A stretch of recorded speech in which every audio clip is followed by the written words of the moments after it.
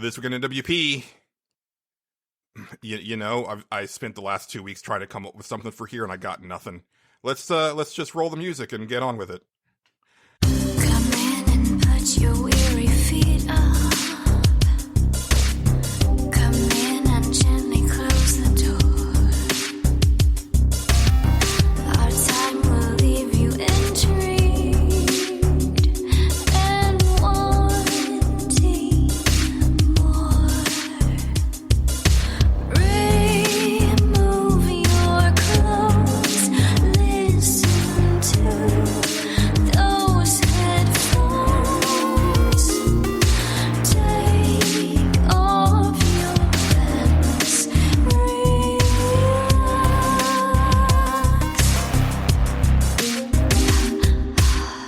Hello, everyone, and welcome to Nerds Without Pants, episode 184. We cover everything while bearing it all. I am Julian. I'm joined as always by Justin. Yes. Hi. How are you? Very low energy. Good. Good. Welcome to Nerds Without Pants, Julian. This is a podcast where we bet on horse races that I made up. This week's race, I'm gonna list some names off for you, and I want you to tell me who's gonna win this race. So we have Dana Carvey's Career. We have Christmas Face Derek. We have Sandwich Mannequin. We have Wet Porch's Revenge. Toes of the Giant Boy. We have Vicious Agenda. Mr. Dr. Man. We have Sunday Morning Brunch Host. Butterknife Bandit. This Horse is a Liar. Control Alt My Feet. And Very Quick Kelly. Very Quick Kelly. Who do you think's going to win this race, Julian? Oh, I've got Control Alt My Feet by a wide margin. He's up there in the odds. He's up there in the odds. I think my bet is on Mr. Doctor Man. He's wily and he's a Doctor Man, but he's also a Mister. So it's good to know. Mr. Dr. Man was my second choice, and it was very close because he reminds me of Dr. Mrs. the Monarch, which is one of my favorite cartoon characters. Yes. Wasn't it Dr. Girlfriend or Dr. Girlfriend or something? Well, it's like Dr. that? Girlfriend, but then when they get married, she's Dr. Mrs. the Monarch. Oh, okay, great. I guess I never got that far in that show. Yeah, man, and then she actually starts dressing like him. They're an amazing couple. I fucking want a live action Venture Brothers movie, but I want the main characters to be the Monarch and Dr. Girlfriend, and then the Venture Brothers are just like the bad guys, basically. They're just there. Yeah, that would be good. I would like that. I would like that. Well, we'll have to see who wins that race later on in the episode, I suppose. We will. Looking forward to that. Indeed. Now, we don't have a lot of stuff preamble-wise, but before we get into it, because I'm about to turn the show over to you, Justin, because it's your stage select. Okay, great. I did want to read this comment that came to us after we recorded last episode, that came out to us from on Facebook from one Adam Bradbury, who said, too late for the next show, I know, but I've been playing with my PSVR in lockdown, and he says Super Hot VR and Skyrim VR mostly. Because last episode we were talking about games that we've been playing during lockdown. Indeed. And I hadn't mentioned on the show, but I actually sold my PlayStation VR. I don't blame you. Well, I hadn't been using it, but also, like, I know there's going to be, like, an updated one at some point. Yeah. And I'll probably get that, probably not at launch, but eventually, because I do really want to play. There's a lot of stuff on VR that I do want to play. And also they just announced that, like, the new Hitman game can be played in VR. And Justin, you know I've always wanted to murder, but I can't actually go out and murder. Yeah. But now I can do it in VR. So yeah. I'm really excited to murder in virtual reality. That just sounds weird and disorienting, and I don't want anything. It probably will be. Yeah, it probably will be.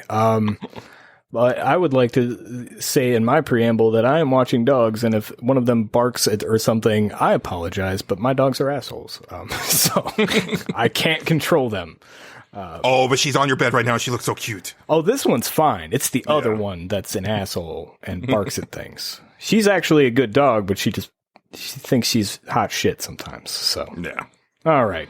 And also, Adam's really been enjoying the PlayStation lists, and he liked the shout out that I gave him for when we got to Killing Zone. So that's good. That's good. I hopefully the part 4 will be up by the time you're listening to this, I've just been super lazy about editing it, even no though worries. it only takes me like 45 minutes. But it's just, yeah. Oh God, we're gonna have to do another list, aren't we? At some point, but we'll probably not until next year. Okay, all right. We'll give it some time. We'll make it a yearly thing. I'm fine Yeah. with this. I can live with that. That's fine. Okay. Maybe we'll do it during a hiatus because I'll probably miss you, All right. and I'll be like, let's just chat about I'm down with PlayStation that. 2. That sounds fine. That sounds good. All right. Well, you know what else sounds good? It's taking off our pants, relaxing, and jumping on into the stage select.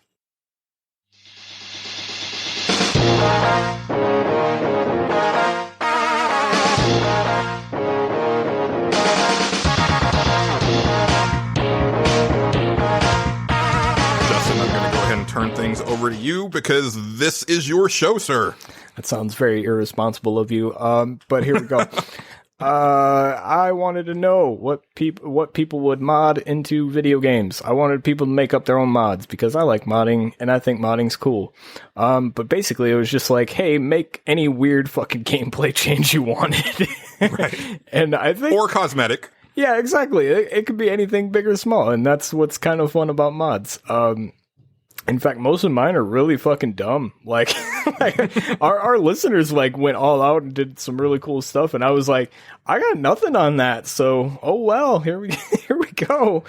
I mean, I don't know much about mods, like because I don't play PC games, but I've watched some videos lately, mainly with the Resident Evil 2 and 3 remakes, and the best one that I saw was this guy who all he does is play through weird mods of those games, and he asked somebody to just like create the most batshit mod that he could think of. Yeah, and so they replaced. I forget who they replaced Nemesis with. I know the zombies were replaced with Herbert, the perverted old man from Family Guy. Okay. And I want to say that like there was like some Simpsons characters. Like it was all just this weird hodgepodge of stuff, Right. and it just looked insane. I want that to sounds like say modding. I want to say that Jill was replaced with like Shaggy or something like that. I don't know. It was some crazy stuff, and they looked really good. I was like, wow, these are really good looking 3D models of these like 2D cartoon characters. Right. Oh yeah. Yeah. People put the work in, man, or they just take the models off of other games or whatever, however they do it, man. People do crazy shit. I guess pivoting off of that, I will start with my first one, which is a really dumb one because I think it's funny for some reason. So some of these are comedy bits. I'm not going to lie. I wanna replace Mr. X in RE2 Remake, like a lot of other mods, dude. But I want to replace him with Martin Scorsese. So he just runs around and tells you that the Marvel movies aren't actually movies. That's all he does the entire time. That's it. That's the entire bit. It'd get old fast, but it'd be really funny for like 10 minutes. Just constantly telling you how Leo would never be in a Marvel movie because he's too good of an actor. Yeah, exactly. He's too good. Yeah, exactly. It'd just be all the dumbest fucking quotes from that guy. Be him directing people. He's like, now this is the part where you just take a bunch of like behind the scenes footage of him, and you'd hear that coming down the hallway. Hear him directing like Robert De Niro on or not Robert De Niro. Who's the other guy from Goodfellas? Joe Pesci. He'd be like, "This is the part where you tell him that how am I funny?" Or I don't know what he said during that part. I have no idea, but that would be great. Yeah. So that's my first mod. I'd be into that. I think that would actually be a little bit scarier than when you do see Nemesis. It would also make me more. It would make me more inclined to want to shoot him. Like with Nemesis, you just want to run, but with Martin Scorsese talking shit about the MCU, it'd be like, "Fuck you, Martin Scorsese." Yeah, exactly. You can't do anything to him; he's invincible. And he'd have to look just like Martin Scorsese. He'd have to look just like this weird Italian guy who did too much coke in the 70s or whatever. Yeah. Also the size of Martin Scorsese, so it would make like all the hit detection really weird. Yeah, exactly. Yeah, you're like shooting over his head, but it's hitting him like it's ricocheting. It doesn't matter. I guess a more serious mod. Well, not really. But I want to mod more hairstyles into everything because there's never enough hairstyles in anything. Like this is the one thing that mods have helped me with in everything. Like And Tress basically, effects in every game, please. I wouldn't mind that. I don't hate that. Skyrim Special Edition uses a physics engine called skinned mesh physics, which is like, it's pretty good. I don't know how to describe it. It's like it basically like gives hit detection to the body. So like if you put physics on the hair or whatever, it like bounces off and stuff like that. It's actually really nice.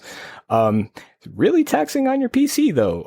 Your PC will die if you have too much of it on. I learned that the hard way. Well, Justin, all you got to do is pay $1,400 for the upcoming 3090, and then you can run all that shit. Shut up! I'm thinking about it. Shut up! Don't say that. I'm not even kidding. Don't tempt me because I've been thinking about updating. Oh man! So what you're telling me is that for like the next 5 years of this podcast, I get to talk about like my console games, and then you're just going to be PC Master Race all over me. You're going to be like, well, if you played it on the PC. No, I probably not, because I enjoy playing stuff on the Xbox. It's just easier a lot of the time. Yeah. But and that's the reason that I'm a console guy. Like I get so confused with PC stuff. Like even just watching the presentation for those new cards, I'm like, the only reason that I know which one is better is because of the number. Like this time, because usually I like with other ones, like I don't know. Like I would look at like system requirements. It's like which one of these is supposed to be better? Like. Tendency is the bigger the number, the better. At least when it comes to like RTX cards, like, and most of it's just like VRAM, like how much VRAM it gives you. Like I think mine has like 6 gigabytes of VRAM, which is pretty good, but it's not great. It could be a lot better. 6, it only goes so far. See what I mean? This is why it could be better. Like yeah. That's the problem with the PC stuff is you can always like, that's the thing with consoles is like, okay, so every like 5 to 7 years, like I just buy the new box.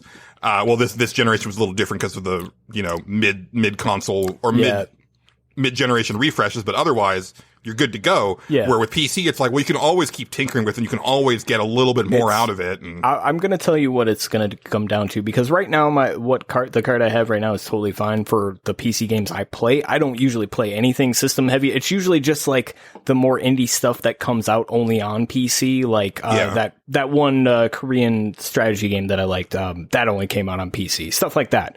Troubleshooter, that's the one. Yeah. That only came out on PC. So stuff like that, like my graphics card handles that, no problem. Everything runs fine.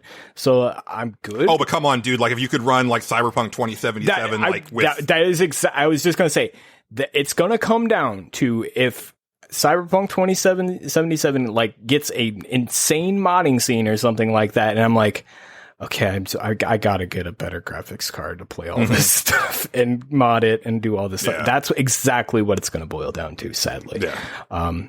Kind of hoping it doesn't, but you never know. But yeah, more hairstyles in video games, please. And just and like better hairstyles, yeah. The stuff on the PC right now for like modding stuff, hairstyles wise, all dates back to like The Sims 3, I want to say. But they're all really good. Like they constantly like update the models and like change the textures and stuff like that and update it for every game. Like even Skyrim stuff, a lot of that stuff comes from people who are the Sims mods or whatever. It's like the same couple people. Like I know one of them's Anto, Stealthic. I think New Sea gets a couple of them, but I'm not 100% sure. But like they just go from Sims. That's all they do. They make hairs for Sims. That's what they do. And then people port them to other games. That's all they do. Yeah. And then sometimes add physics. But like, I would like that for wrestling games, please, because there's never enough hairs in wrestling games, and all the hairs are shit in them. They're all really bad. They're all terrible. Yeah. Oh God. Oh man.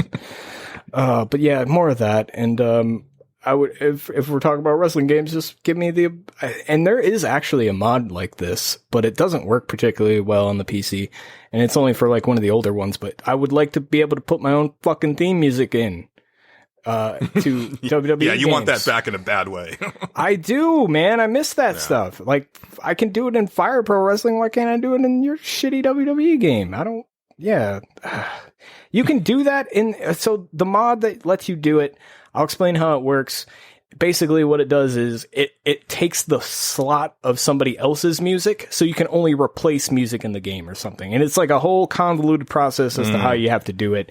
And I was like, I'm not interested in that. I would like to just add music, but nobody seems to be able to figure out how to do that. You know, another thing, I think to speak to like how lacking those wrestling games have been lately.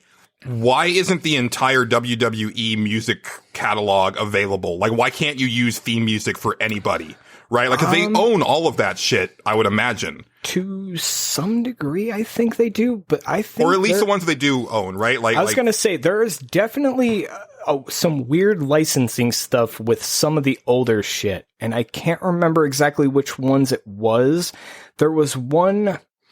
I want to say it's Rick Springfield, of all people... I'm not even kidding. No, yeah.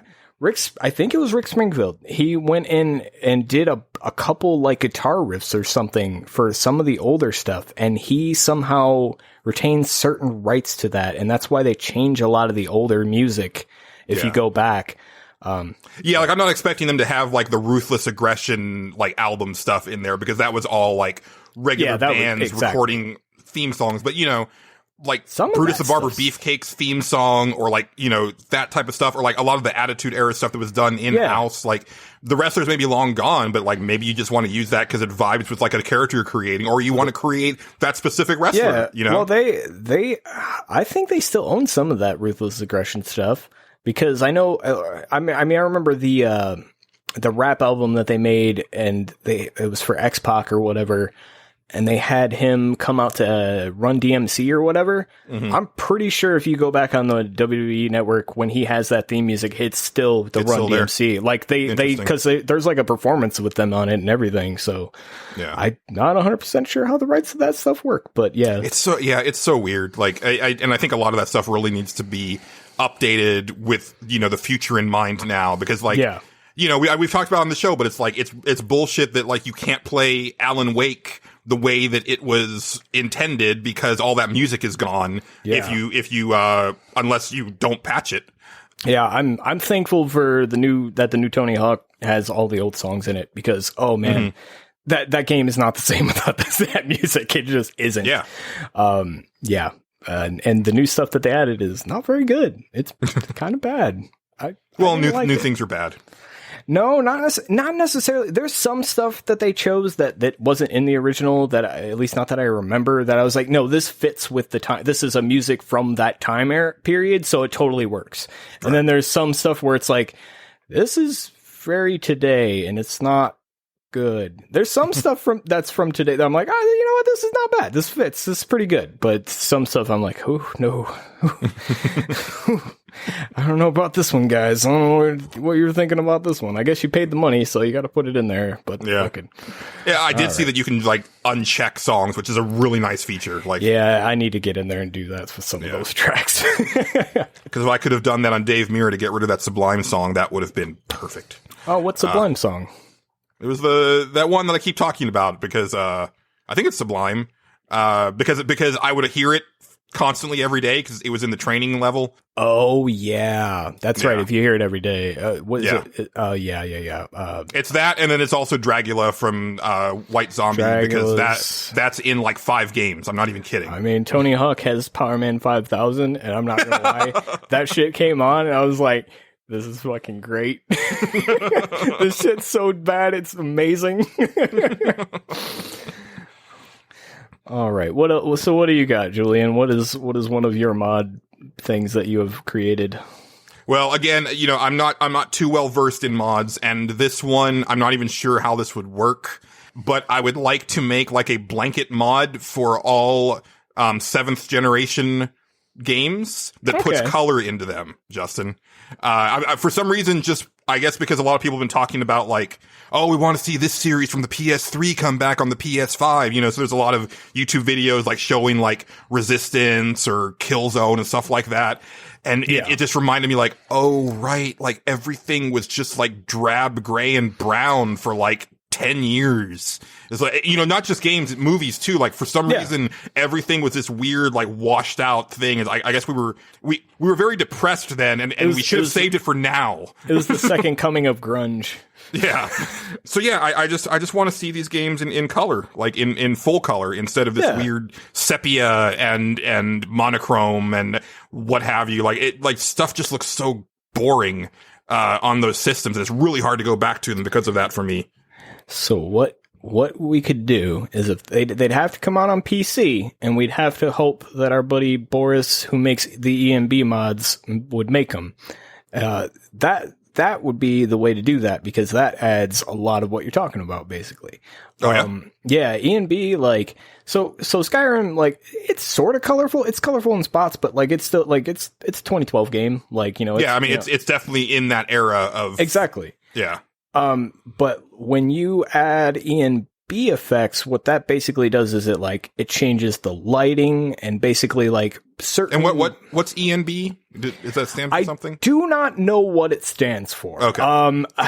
I'd have to look real quick. We're not going to do that right now. But basically it's like a program that it's almost like a wrapper program. Like it boots up with the program. It's almost like it basically looks like it's hacking your game. Like code runs on the side of your shit while it's happening. But you can go in to like a menu in the middle of the game and like change how light works and how bright certain things are and like how things reflect off of stuff. And like people make weather mods and stuff. And then they tune the weather mods and the ENB settings to like work together, and it also like makes everything real bright and vibrant and cool looking, and it's nice. Justin, I had to look it up, and you need to know what it stands for. What's it stand for? Enhanced Natural Beauty. That makes sense. Yeah, that makes sense. I love that. I was like, I don't know what it stands for, man. I just don't. I know there's like another thing called reshade that you can use on some games. I know Sims you can actually run reshade on, and that it's kind of like a half-assed ENB. It doesn't like really mess with light effects. It just kind of changes the colors of the game a lot of the time. Like it'll make certain things brighter and stuff like that. I think I use one that kind of makes certain textures pop a little bit more. I don't remember exactly how the hell what I use for Sims. It's been a while. But yeah, there's stuff like that, and that would be what we would have to do. But like, yeah, those old games that are really gray and kind of gross could use stuff like that. Hopefully with like, what is it? The thing, the big deal with the new systems, the lights. The ray tracing. Ray tracing, thank you. I don't know why I could not think of that word. The ray tracing, hopefully, like, someday, like, if those games do get re-released, and which would be neat, and they update them, like, stuff like that will help a lot, because maybe it'll brighten that shit up, but I don't know. But yeah, that'd be nice. Yeah, I mean, that's one of the things that I've liked about the Xbox One X upgrades for like the back compat stuff. Like, not all of them, but some of the games have gone like really far. Like if you pop in The Witcher 2 for Xbox One X, it looks phenomenal. Now you put in Mass Effect 1, it basically just loads a little bit faster. Like it kind of looks the same. Yeah, that sounds right. but that's just because they didn't do anything to it, right? Like EA has been very like, oh, we don't want to mess with our old shit type of thing, which is bizarre to me because they like to make a quick buck, and re-releasing your old stuff is a good way to make a quick buck. I got a feeling that there was a Mass Effect remake trilogy thing, not a remake, but like a remaster or whatever that was in the works, but something happened. Like I don't have sources. The rumor is that it's still supposed to be before the end of the year. I'd be surprised at that. I think the trying times that we're in have caused that to kind of get put on the back burner or something. Yeah. I know the last EA game I played had a lot of problems, so put it like that. But yeah, that'd be good. That'd be good. Yeah. All right. I guess it's on to me now. And I will start out with a comedy bit. But it's kind of serious at the same time. I would like to add the ability to put more clothes on the girls in DOA beach volleyball. That's sacrilege. No, it's not. Listen, I like that game. I like to play it a lot. But I also like to play it with other people. And I don't like them to think that I'm a fucking weirdo. Because I played that game with my sister at some point, and I remember being like, "You should play this game. It's really fun." And I remember her being like, "What the fuck?" And there is, this is fun. And the only reason I got the idea for this was because the first time I ever played DOA beach volleyball, it was with a mod running that made all the girls topless. That existed. That happened. Yeah, I mean, yeah. Of course it did. And yeah, that's the first. And I just remember like that it was on by default. And only me was, and I was probably the only one in the room like, why? I would just like them to have clothes. I don't know. Like, they look, I mean, it's warm, I get it, but we could put clothes on, it'll be fine. I don't know. That's just me. No, yeah, I get it. I mean, especially because, like, if the game wasn't... with the boob physics of Dead or Alive, like, there's no way those tops are staying on anyway, so They may as well put on, like, an actual, like, sports bra or, like, a goddamn t-shirt. Yeah, it's just t-shirts, I mean, that's all I want, Like, I would like to play it with other people, because if those games weren't fun, I wouldn't care, but, although I haven't played any of the new ones, I've heard they're not very good in the new ones. I feel, wasn't just the first one good, and then it just went, like, downhill from there? Yeah, I don't think I ever played anything after the first one. The first one was pretty fun. I know the third one, like, starts getting really creepy. There's such a thing as softening gel in the third one. Yep. That's the thing. I mean, I'm 40 now. I need hardening gel, so. Yeah, no, it's not for you, Julian. It's okay. Yeah. What would you want to soften? Think about it. Think about, we were just talking about physics there, bud. But those are already soft. Apparently, they get even softer, though. Okay. Yeah. Apparently, that seems like you're putting them on a path that you don't want them to go down. I mean, it's fine, but you just kind of want, like, nature to take its course with that. You don't want to accelerate the process. Right. Well, I don't know. I didn't play them. I don't know. Yeah. I don't have any idea. I mean, there is one that's on backwards compatibility. I almost downloaded it, but instead I downloaded something else. But anyway, hey, look, all boobs are good boobs. Okay, so, like, if they're saggy, that's fine. I want to make it clear that, like, it's not I'm not saying that, like, saggy boobs are not amazing. All right, they're all good. They're all good. I'm glad you cleared that up. But I would like to. I made a graphics mod too. I want to change all. So this has kind of been done, but not to the level that I would like it to be done. So Final Fantasy VI on the PC, on the Steam, it's not very good. No. They basically ported the mobile version over, but modders, as they do, have actually made it to where it's actually pretty good on there. And there's a version of it that takes all the character models and swaps them with the Amano designs, which I think is really cool. But I would like to take that a step further and just make all Final Fantasy VI like really Amano style artwork bullshit, and that would be cool. Or just all the old Final Fantasies, like just take the sprites and just make them really like Amano like and just like brushed out and stuff. It'd be cool.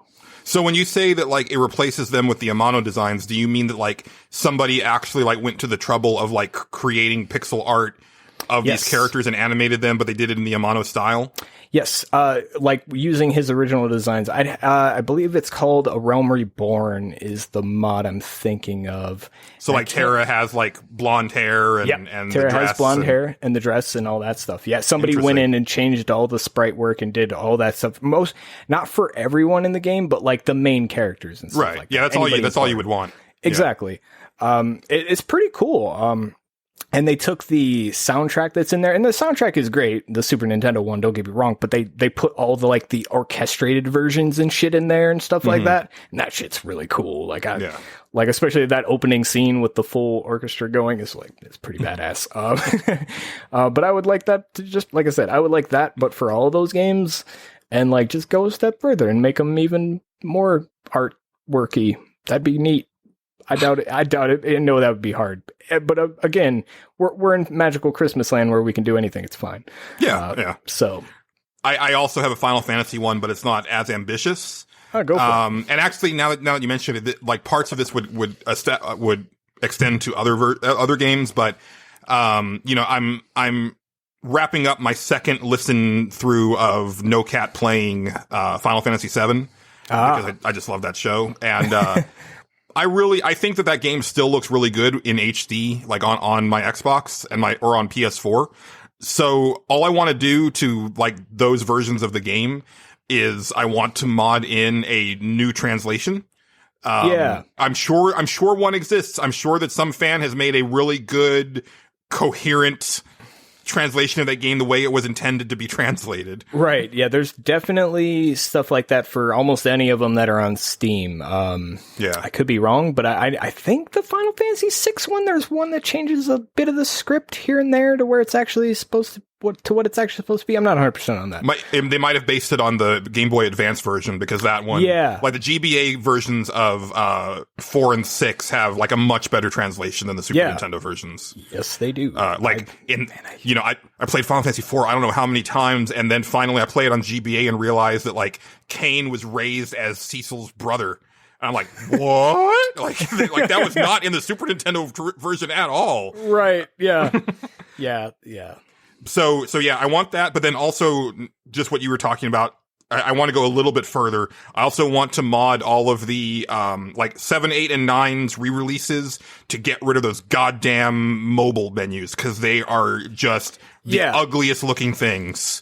Just bring it back to as close to the original menu designs as possible. They're cleaner, and I like the blue with the, well, 8 doesn't have the blue background, but just that classic Final Fantasy menu design. Yep, I agree. Yeah, Square with their ports, that's just what they do, because they want to put it out on everything. Lucas their shit in the worst ways. Well, that, and they just get kind of lazy, honestly, because they do make them to where they can put them on the phone too, because obviously they'll sell on the phone. People will buy them to play them on the phone. I totally get it. Those are playable games on the phone because they're not like intensive on like movement and stuff like that. You know what I mean?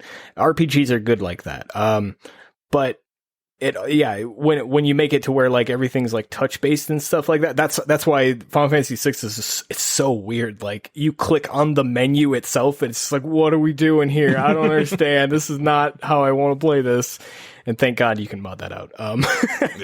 But I agree. That would be nice to get rid of that stuff. Oh, and the other thing that I would do is, because I've seen this on like videos on YouTube, but like take what Square Enix did a step further, because they've been doing this machine learning stuff to up-res the pre-rendered backgrounds of PlayStation 1 era games, and Square Enix didn't do that with 7, 8, and 9. And as much as like it doesn't bother me, like when you see what machine learning has done for like Final Fantasy VIII HD remaster, it's night and day. So I would definitely want to put that in there as well on all of them. Oh yeah, that stuff is pretty cool, man. Stuff is pretty cool. All right. Well, I guess my next one here, I would like to mod American Truck Simulator. And I would like to make it to where you are addicted to drugs and you can drive drunk and stuff. So basically it'd be like GTA, but with American Truck Simulator. So it's like very realistic. And you can actually get out of the truck and, you can talk to people. It's more RPG-ish. But I just want that. Every time I play that game, I'm like, man, I wish you could do some wild bullshit. I wish there were like harsh consequences when I break through this police barricade. Because really nothing happens. I've done it several times. Sometimes the game creates an invisible wall and you're like, oh shit. But sometimes it doesn't. You're just like, I just did some illegal shit and nothing happened. It's fine. Nothing's gonna happen to me. Let's see. Can you get crabs at a truck stop? I absolutely. Yeah, okay. You would have to have that sort of stuff in there. Like it's a truck driver simulator. Absolutely, man. You gotta all the road. You gotta do a lot of like. You gotta take like 15 no-dos so you can stay awake and do all that shit, man. It's great. Let's see, what else do I have here? I would like to mod Persona games so that I can go back in time if I need to. So I haven't played any yet. I'm getting there. I promise I'm getting there, but a lot of stuff came out recently. But that would help ease my woes about that game. Like I would just mod like a calendar, and it'd be like, hey, what day do you want to go back and redo because you screwed up? I'd be like, and these are the things that happened on that day. And I'd be like, okay, I need to do this again. And then we'll go back. It'd like you have a time machine. It's totally cheating, but I don't care. That'd be really fun. All right. I understand, I understand your anxiety over the Persona games, but think back to high school, Justin. You did the most awkward shit, and then you couldn't take it back. That's just the high school experience. Yeah, but don't you want to relive that? No, don't you want to do that again, Justin? Absolutely not. No, I want to fucking be perfect and fucking see all the goddamn story things that I had that I missed in high school because I wasn't cool. Actually, no, I don't. I don't. I didn't care what happened in high school. I just was like, I don't care. I didn't either, but looking back, I would have liked to have gotten into some trouble in high school. I would have liked to have gone to a party at least once. One time. I mean, some girls in my culinary arts class asked if I wanted to come with them and get high, and of course I didn't because I was a good boy. But it's like, man, but that could have been cool. Like they were going to a party. I'm not saying that like they wanted to like hang out with me for like fun reasons, but for fun reasons, that could have been cool. It might have been. You never know, man. Then again, most of the time, parties I went to weren't very fun. But that's because I hate parties. Yeah. Most of the time, although I will say some of the parties that we had were just Halo LAN parties, and like that was like a legit party where everybody was just trashed out of their mind, but we were also playing Halo. So see, that sounds all right, man. Yeah, it was pretty fun. I'm not gonna lie. There weren't many girls there, but fucking, I didn't care. I really didn't. Also, while we're at it, just this is a weird one, but because none of the other ones were. No. Well, it's not. This is the weird one. I wish Diablo had actual character creation in it. Yes, 100 times yes. Yeah, I would be really into Diablo. I remember I was thinking about it. Why I didn't like those games after we talked. I think it was last episode of. I think we talked off air about that, like something like that. And I was like, why don't I get super into those games? Because I think they're cool. Like I always like want to try them out, but I never get into them. And I remember like, because when I tried it, I was like, oh, I can just pick if I'm a guy or a girl, and that's really it. And I was like, oh, but I want to change what their face looks like and what the kind of hair they got, and like how if they got tattoos or something. I don't know. I want to make cool people, man. What the hell? It was super jarring for me when I played Diablo 3 for the first time, because the first time I played a game like that was Champions of Norath, which does have a character creation. Yeah. Like it's pretty robust for PS2 era. Yeah. But then I realized that, most of these games are based off of Diablo. So like you play Torchlight and you're only playing those characters, right? Yeah. Like most of them are that way. And that, it's a super bummer, man. Yeah, I agree. I really wish stuff like that had more like customizable elements like that. I get why they don't do it, because it makes it easier for just people to pick up and play.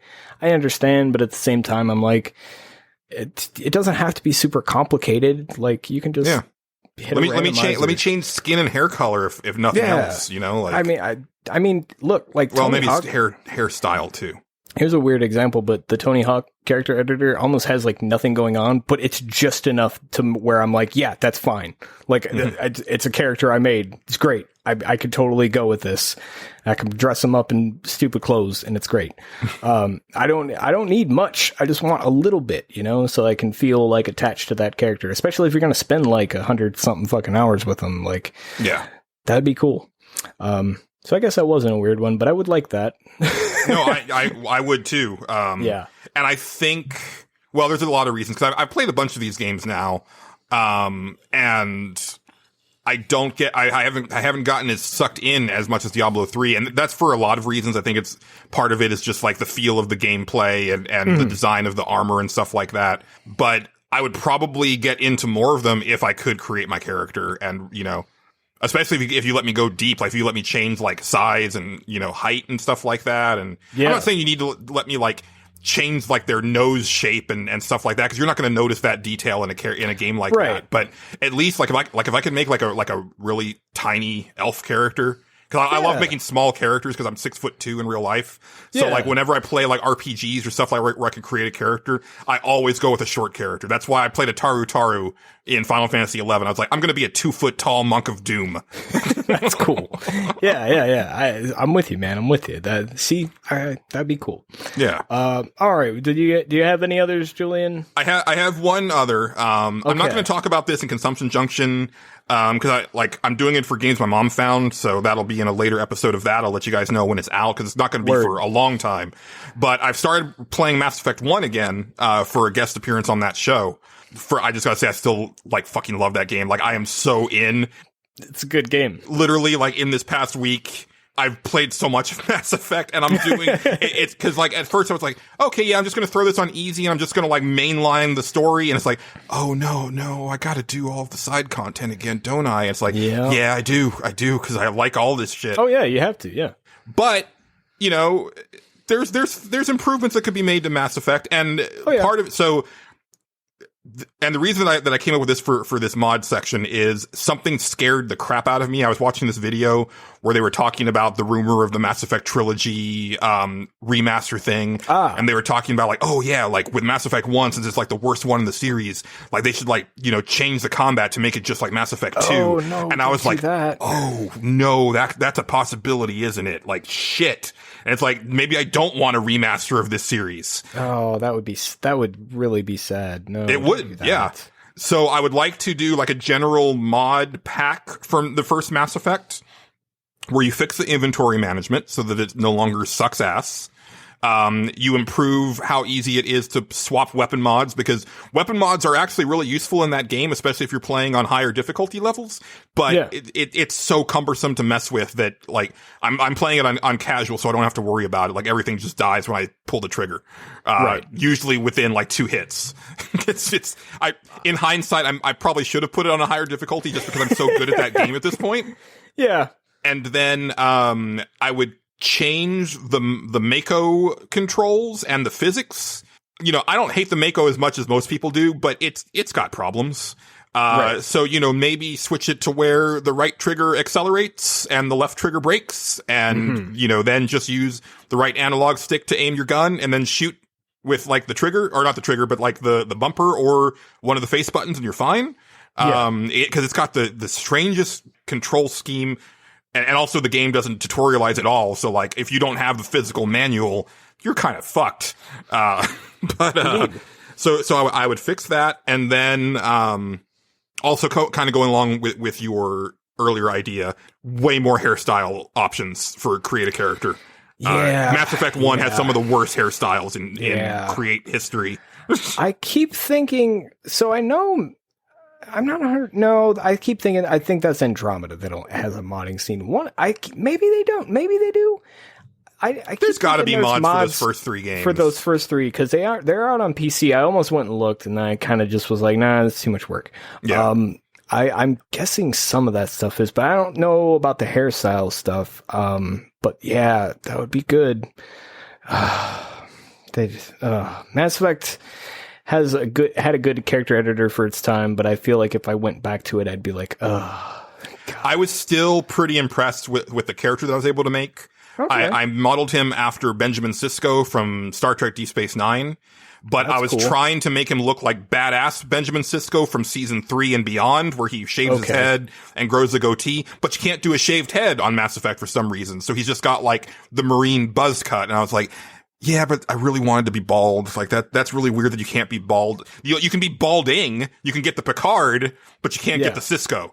Yeah. But he still looks really good. Like when I'm talking to characters, I'm like, yeah, it's a good looking shepherd, man. That's like good, I'm man. Into it.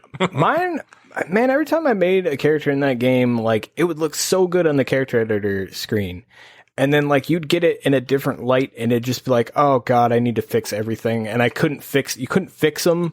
At least not that I remember. Not in Mass Effect. No, not in that. Yeah, that happened to me on Saints Row the Third Remastered, the one that just came out a couple months ago. Yeah, where I created Red Sonja, and she looked great in the character creation, and then in the cutscenes, she looks like shit, dude. Yep. Yeah. Exactly. Luckily, her cheeks just look like they've just got these big black spots on them because I made her like a very chiseled face. Because she's Red Sonja, right? But because of the indentations, it casts this weird shadow, and it looks like she's wearing like black rouge. It was always the shadows in that in that gen were like face shadows, especially. That's what used to cause it, especially in Mass Effect. That would always be the case. It'd be like, okay, they look great right here because we're in like perfect lighting or whatever. As soon as you get shadow cat, you'd be like, oh, that's bad. Oh no. But luckily in Saints Row 3, you can go like get it. You could fix it. Yeah. Which was always nice because I just sat there in the stupid character editor all the time. I would just sit there. I would just like, I don't know. It's been like 2 hours. I'm going to go change how I look now because I'm bored. Yeah. You actually get an achievement on Saints Row the Third for playing X many hours as a male and then switching to a female and playing X number of hours. Yeah. All right. Well, I guess the last mod I have here is the one that I like the most. It's called my Street Fighter RPG mod. It's we take Street Fighter. I don't know, 4. It doesn't matter. Yeah, I'm gonna say the best one. I'm gonna say 4. Yeah. We take Street Fighter 4, and we basically make the single player awesome, and we like give like gear and shit. And even we could even throw like a thing where you can make your own Street Fighting man or woman, whatever you want to do. But like, man, it'd be cool because I always love those games, but I get really bored in the single player because it's just like, okay, play through arcade mode a few times and I'm done. So you want Street Fighter Alpha 3 World Tour mode from PlayStation 1? Kind of.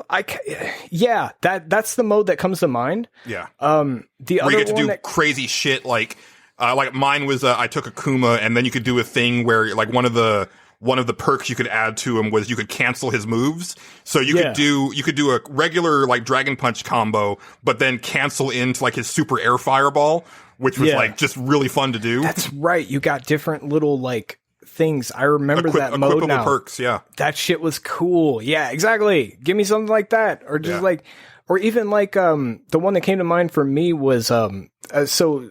Like, I know you're not a big fan of like how these games play, but I'm just talking about the system in general. Is the DC fighting games Injustice? What is this called? Injustice, yeah, those ones. I like the stuff that they did with Injustice 2 as far as like the gear and stuff like that. The gear and stuff. That's what I mean. Yeah, like that shit is super cool. Like I spent like however much time just like I'm gonna make this Supergirl look fucking awesome, and I will sit here and grind until she is awesome. And I was disappointed in Mortal Kombat 11 that they didn't go as hard with it. They didn't, yeah, and that's why I was like, oh, I'm really looking forward to Mortal Kombat 11. It might play kind of bad, or what? It'll play like Mortal Kombat. Neversoft game, or exactly. Sorry, NetherRealm. Not NetherRealm, exactly. It'll play like one of those games, but that's fine because like Injustice is the same way. I kind of like, I'm kind of hit or miss on how they actually play, but like I get so into like the single player stuff that most of the time I don't care. Right. And I enjoyed that like gear grind. There's a gear game that for whatever reason I enjoyed.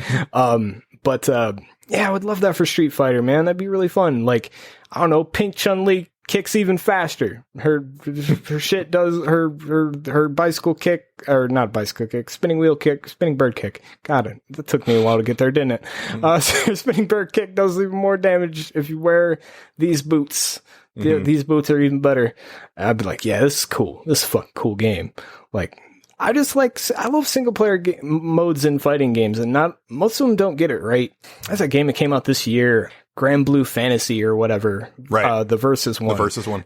That one had, I remember I talked about it a little bit, but that one had like a single player mode, and it was, I don't know, it was just boring. Like I got really bored with it. I don't think anybody has topped. There's two that I think are unparalleled, and no one has topped them in my opinion. One is Edgemaster mode on Soul Blade for PS1.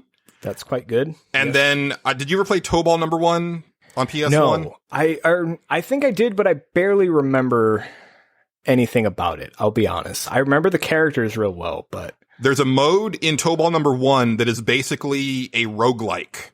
So you are running around a dungeon, like a multi-level dungeon as your character. Okay. And like all of the items, every time that you do a run, the items, you don't know what they do until you use them.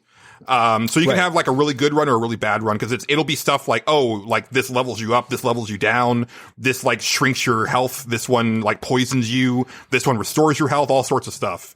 Right. But as you're running through the dungeon, you fight mobs, you fight like random enemies that like appear, sort of like a role-playing game, and they're not the characters from the main fighting game. They're actually specific models. Right. You know, for that mode, they do use the same moves as the characters, but you know, you're fighting basically like goblins and, you know, orcs and stuff like that, but like a Tobal equivalent. And it's really fun. And again, it's a randomly generated dungeon, so it's always different every time that you play. Right. I put so much time into that. It was so fun.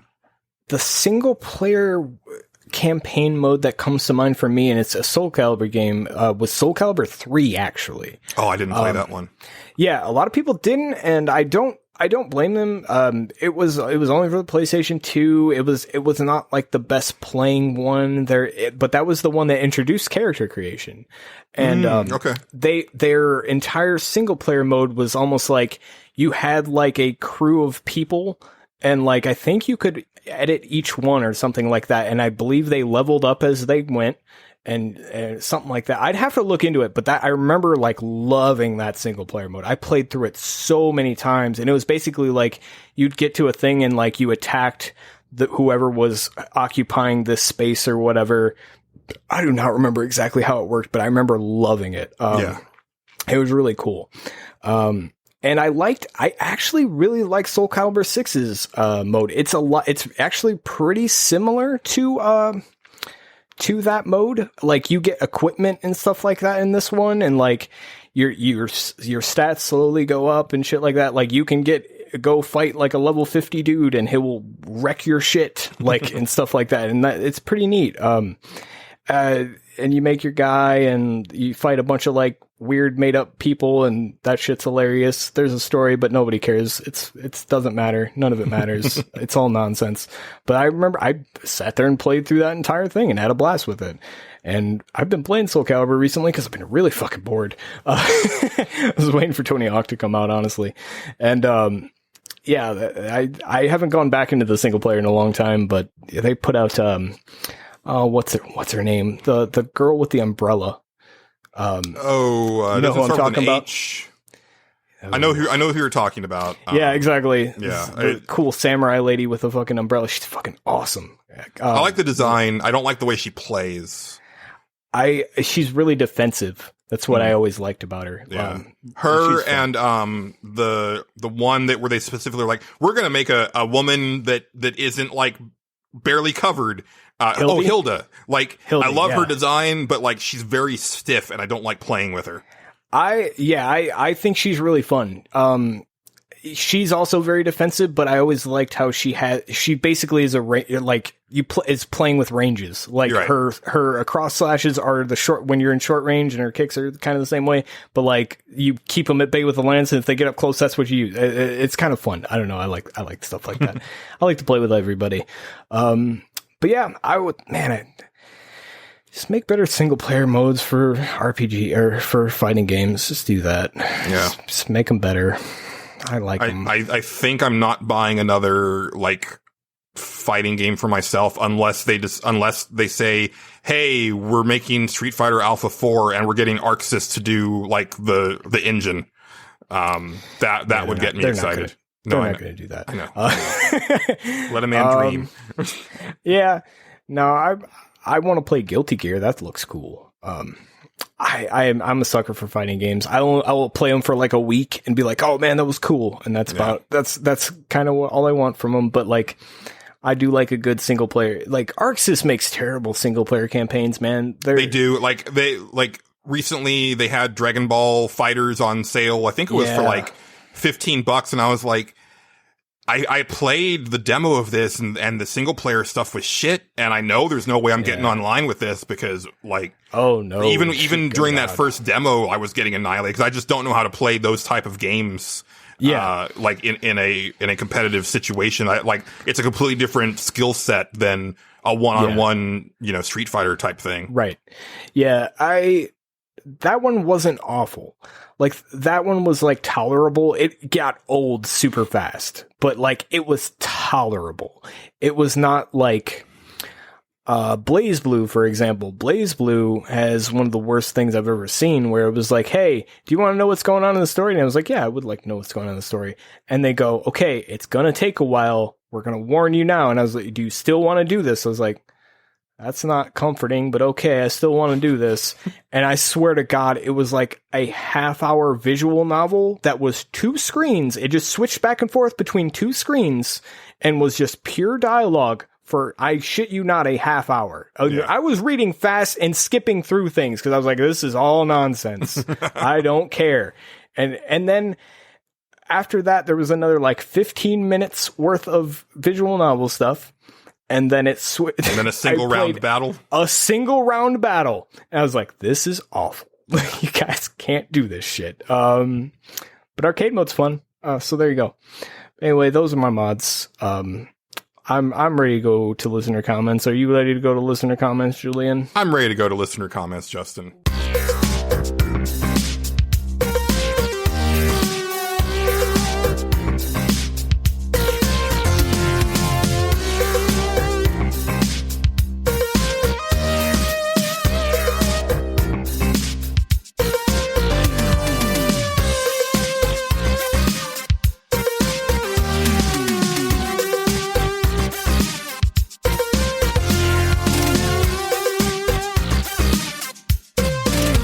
Let's do that then. Why don't we head on over to pixelbit.com? That's a website that you can go to and occasionally read articles about video games, but really go to comment on Nerds Without Pants posts. Right. like San Andreas you're did. Really giving that website the business. No, I mean, it's a lot of it is my fault. Like, there's a lot of stuff that I have intended to write, and then I just don't because I'm sad. That makes sense. These things all make sense. There's tons of reviews that I've wanted to do and think pieces and all sorts of shit, and I just, yeah, it's hard for me to really do anything these days, honestly. That makes sense. Alrighty. So San Andreas says, stage select. For Tifa and Final Fantasy VII Remake, a new... Checks notes. Oh, wait, I lost that. I'd like to build new maps for a Zelda game, either Breath of the Wild or A Link to the Past. And I like to be able to design my own overworld as well as dungeons, since I've always considered the overworld to be just as important in a Zelda game as the dungeons. Yeah, dude, like, where is our Legend of Zelda maker? That would be a cool game. Yeah, I'd be into that. I mean, there's RPG Maker. That's kind of, that's advanced shit. Yeah, I would just like a simple, like, this is the dungeon. I mean, they tried to do that in that Link to, what, the newest Zelda? Oh, remake right. One? Link's Awakening, yeah. Link's Awakening, yeah, the remake one. I was going to narrow it down. I'm blanking on names today hard, guys. I'm not going to lie to you. They had that a little bit, but it was terrible. I watched, I think, Dan Reichert play it, and I was like, wow, that's shit. I messed around with it a little bit. I was like, no, this isn't it's an interesting concept, and I think that is where you start, but it needed a lot more, but it's just like a side mode in this remake of a Game Boy game. So, what are you going to expect? Yeah. But I could see them fleshing that out in a big way. And also San Andreas, like, I think the Nutella mod for, Tifa is a good idea. I think that you shouldn't lose that note. Like, she deserves some Nutella. I was just gonna say, just wait for it to come out on PC. It'll happen. Don't worry. Yeah. After that, we have Buddy Daftman. And he prefaces this by saying, this goes on for multiple paragraphs, which means we're in for a ride. I just like to point out, Daftman, that if we stretch to 3 hours this time, you contributed to it. You did it. It's your fault. He says, ladies and gentlemen, boys and girls, welcome to the latest Daftman Direct, where we'll be bringing you all the latest awesome mods for your favorite games. First up, we have something for a true classic, something that definitely should have shipped with that game. My dear friends, I give you The Legend of Zelda Ocarina of Time, Milk Mod Economy. Yes. Hang up the sword and shield of the hero and take up the stool and bucket of the dairy farmer. That's great. Link finds himself in charge of Lon Lon Ranch, and so saving the world will have to wait. Take part in the awesome milking minigame, churn butter, craft cheese, and other dairy delights, and then take your wares to market to sell. Enjoy realism like never before seen in this series, with new activities ripped straight from today's headlines, like abusing power and positioned for your own personal gain and lying in people's faces to further your own agenda. Is the land of Hyrule going to hell without the legendary hero to save them? At least they can get ice cream now, if they've got the rupees to pay, that is. Sold. Dark. I'd buy that. I'd fucking play that right now. I'm not even gonna lie. That sounds way better than any fucking Breath of the Wild shit. I'm just gonna say that. You can judge me for it. I'd pay $50 for it. I would pay $60. So I'd buy that full price game. I'm not gonna lie to you. It's a really, really old South Park reference that no one's gonna get. It's fine. Okay. Like really old. I believe it. After that he says, but why should Link get all the fun? Introducing Super Mario Odyssey Milk Mod Superstar. But wait, Deaf Man, I can hear your listeners now. Are there any cows to milk in Odyssey? Who needs cows when you have Goombas? Ooh. That's right. Thanks to the power of modding, our squat little frenemies are now walking milk jugs ripe for exploitation. What's more, you can now breed Goombas boasting vague stats and chasing the elusive albino Goomba, which gives the sweetest of all creams. This took a turn. Worried about Bowser, sell to his minions and topple his empire with the power of mother flippin' capitalism. Peach won't turn you down when your own fortune dwarfs hers. That sounds pretty good. I mean, it sounds kind of weird. I'm picturing how you milk a Goomba and it's not pretty, and that's what like basically, you know how like when you pop a blackhead, like that's how I'm picturing this, Justin. I mean, at least. I mean, I could actually see Nintendo making a game like this, but using Yoshi, and like you sell the Yoshi eggs. I was thinking maybe a Wario game. Like, this seems more up his alley. Yeah, that does seem like... Okay, Wario is in charge of a Yoshi farm, and he's very mean to all the Yoshis. So he's selling all the eggs, and you're trying to take over Wario Land by exploiting the Yoshis. Yeah, there you go. I'd buy it. After that, he says, rather stick with actual animals? Introducing Animal Crossing New Horizons Milk Mod Revenge. That sounds awesome. Upgrade your house, collect stuff, and milk your neighbors. Cows and goats, sure. But it's open dairy season on everyone else. Koalas, rhinos, penguins, you name it. But why stop there? Expand your business and put the squeeze on Tom Nook. Milk that raccoon dry. Some good old raccoon milk. After that, he says more into human milk makers. Then this next one is for you. Introducing Mario Tennis Aces Harem Anime Adventures. Pick either of the Mario Brothers and go after Peach, Daisy, Pauline, or Rosalina. Or all of them at once. Play tennis, but also enjoy awkward social situations and unskippable bathhouse sequences. Find true love or just get lucky, but beware of Bowsette. She's always willing, but never comes free. Fulfill certain conditions to unlock hard mode, and try to woo the ladies as Wario. Good luck. I would play that game. I know you would. I would play the shit out of that game. I'm not gonna lie, that sounds hilarious and great, and I'm super into it. And he says, if that last one didn't satisfy your lust for awkward social encounters, then let me introduce Luigi's Mansion 3, Luigi's Love Mansion. Waluigi's Love Mansion. Waluigi's Love Mansion. It's a completely different game. It is. Invite the Mushroom Kingdom's eligible ladies to your love mansion. Put them in dangerous situations and save them to win their hearts. Be sure to keep your charm level up to avoid any nasty face slaps. But who could say no to the Mushroom Kingdom's most available bachelor? Voyeur mode coming soon. And he says, that's all I have for you today. Keep it awkward, folks. Staff Man signing off. So very good stage select. Yeah. all of those things were great. I would be into many of those. Yes. That shit sounds hysterical. You knocked that one out of the park, sir. Yeah, that was Very well done. It was funny. It played off of a long-running mod joke on this podcast. I'm super happy somebody did that. Oh, so good. So good. Nailed it. All right. Next up, we have returning champion Bookie, who's been gone for a spell. We missed him.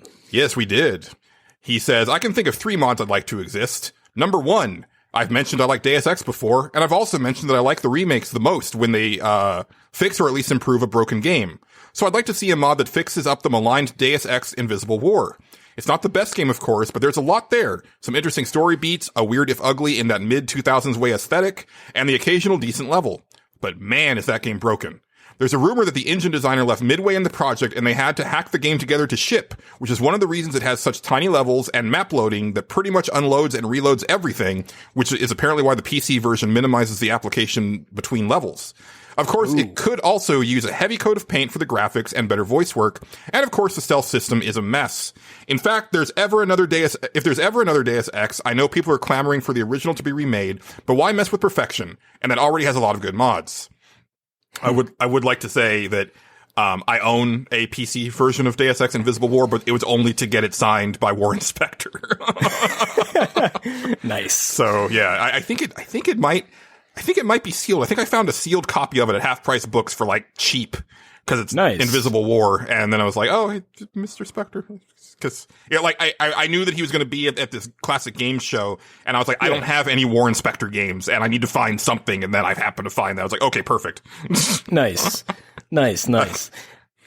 It sounds like he wants to basically KOTOR 2 restored content mod that game. It sounds like a total KOTOR 2 situation. Yeah. Yeah, where people just went in and just put all the stuff that wasn't in the game back in the game. And some of that shit's still, like, KOTOR 2, don't get me wrong, that shit's still really buggy. They only had, 18 months to fucking make that game, so of course it is. But yeah, people went in and, that restored content mod is something else. There's shit in that game, if you played it without that mod, it doesn't make any sense. The vanilla game is, This event totally does not have any context. There is nothing that precedes this. This just comes out of fucking nowhere unless you have that mod running. So, and those people that did that, they have their own credits and shit, and well deserved, by the way. I think that stuff is really cool. And I remember being really interested in Invisible War at the time, but I didn't own an Xbox, and it only came out for Xbox on console. Because same thing with Deus Ex, I was interested in Deus Ex, but it only came out for PC for the longest time, and then when it came out for PS2, I think I messed around with it for a little bit, but because I had never played a game like that, it was way over my head. Yeah. So I didn't really get it, but Invisible War seemed a little bit more console friendly from what I could tell, but again, no Xbox, so I never really got a chance to play it. I know what he's saying here, where the original has a lot of good mods and stuff, but if you're gonna reintroduce Deus Ex, you probably should start at the first one, I guess. Because I've never played those games. I'll be honest. I mean, I played. Okay, no, that's not true. I played the Ubisoft one. The Squaresoft one, the recent ones, the Human Revolution. Human Revolution was the first one. Human Revolution was the first one. Yeah. That's the one I'm thinking of. Yeah, I was going to say, I personally, I would just like to see the conclusion to that story because the second game literally ends on a cliffhanger. Yeah, it came out and it bombed and they just stopped making them. But yeah, I liked that one. It was good. And then I heard bad things about the next one and I never played it. It's good. It's real good. Again, the ending is shit, but I got into it just as much as the first one. I think if I went to it, I don't think I could go to it, honestly, because knowing that it's not going to continue and I'm not going to get a conclusion to the story, why even bother? Yeah, I was going to finish Mass Effect Andromeda, and then I was like, oh, there's literally no point to this. Yeah, exactly. Yeah, exactly. Moving on to Bookie's number 2. Speaking of stealth, I've always wanted a good procedurally generated stealth game. Dishonored with a good, slow, randomized balance sounds wonderful to me.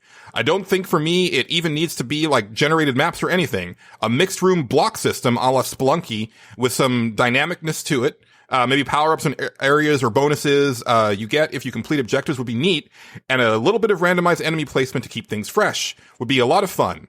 I know Deus Ex Mankind Divided had an arcadey mode that was a tiny bit like that, but apparently it suffered not least of all because of the IAP they tried to attach to it. Oh, in-app purchases.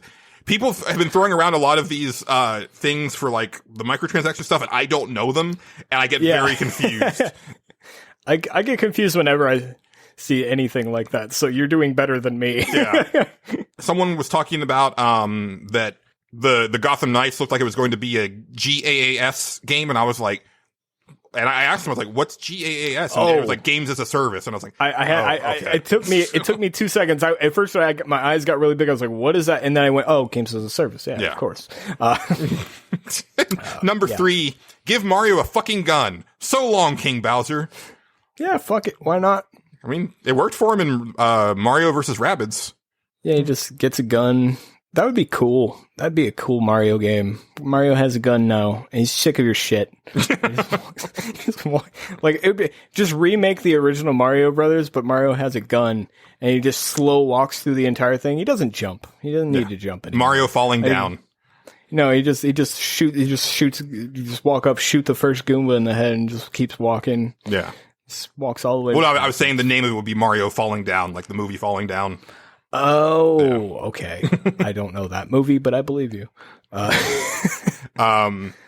Okay, Justin, I know it's your turn, but I'm actually going to take this next. Thank you, because I didn't know what I know what I know this. Okay, I can't do this impression. I know what he's talking about, but I'm going to try, and you're going to do better than me. I'll put it like that. So. All right.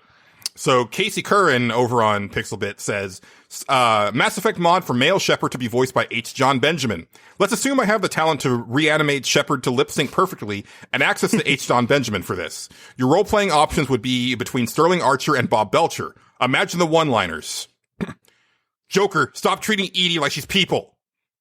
Well, obviously I'm going to shoot the Blue Suns member. No. Why would you send out that many mechs? Well, I'm glad you Krogan are excited because I'm going to kill myself.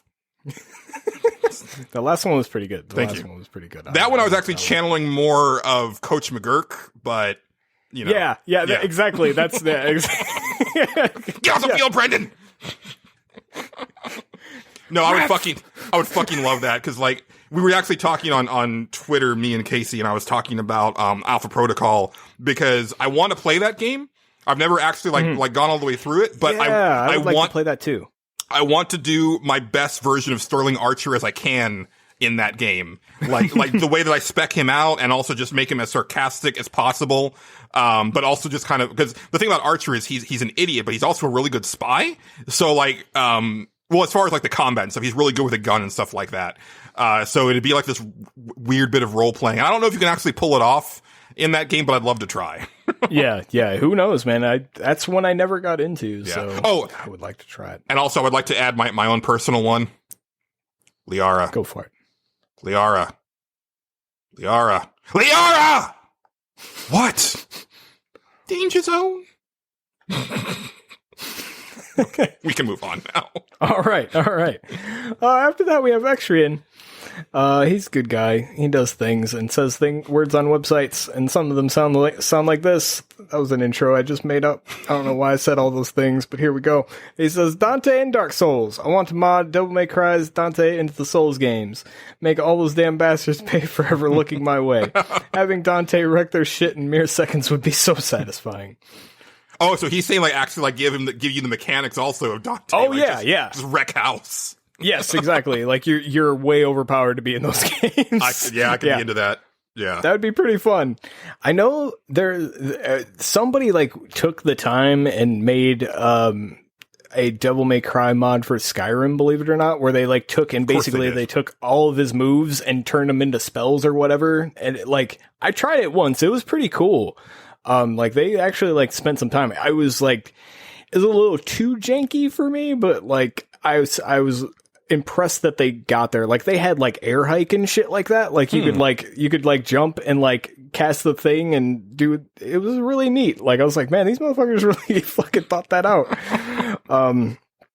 The coolest Devil May Cry mod that I know just came out is like somebody turned it into a fighting game. Like there's a versus mode in it. Like that's pretty cool. Yeah. Like that's what those people want to do anyway. Just fight each other. So that would be great. That kind of capitalizes on one of the most disappointing pieces of DLC for Asura's Wrath is the one where, well, there's two of them where you fight Akuma you don't fight Akuma. You fight Oni.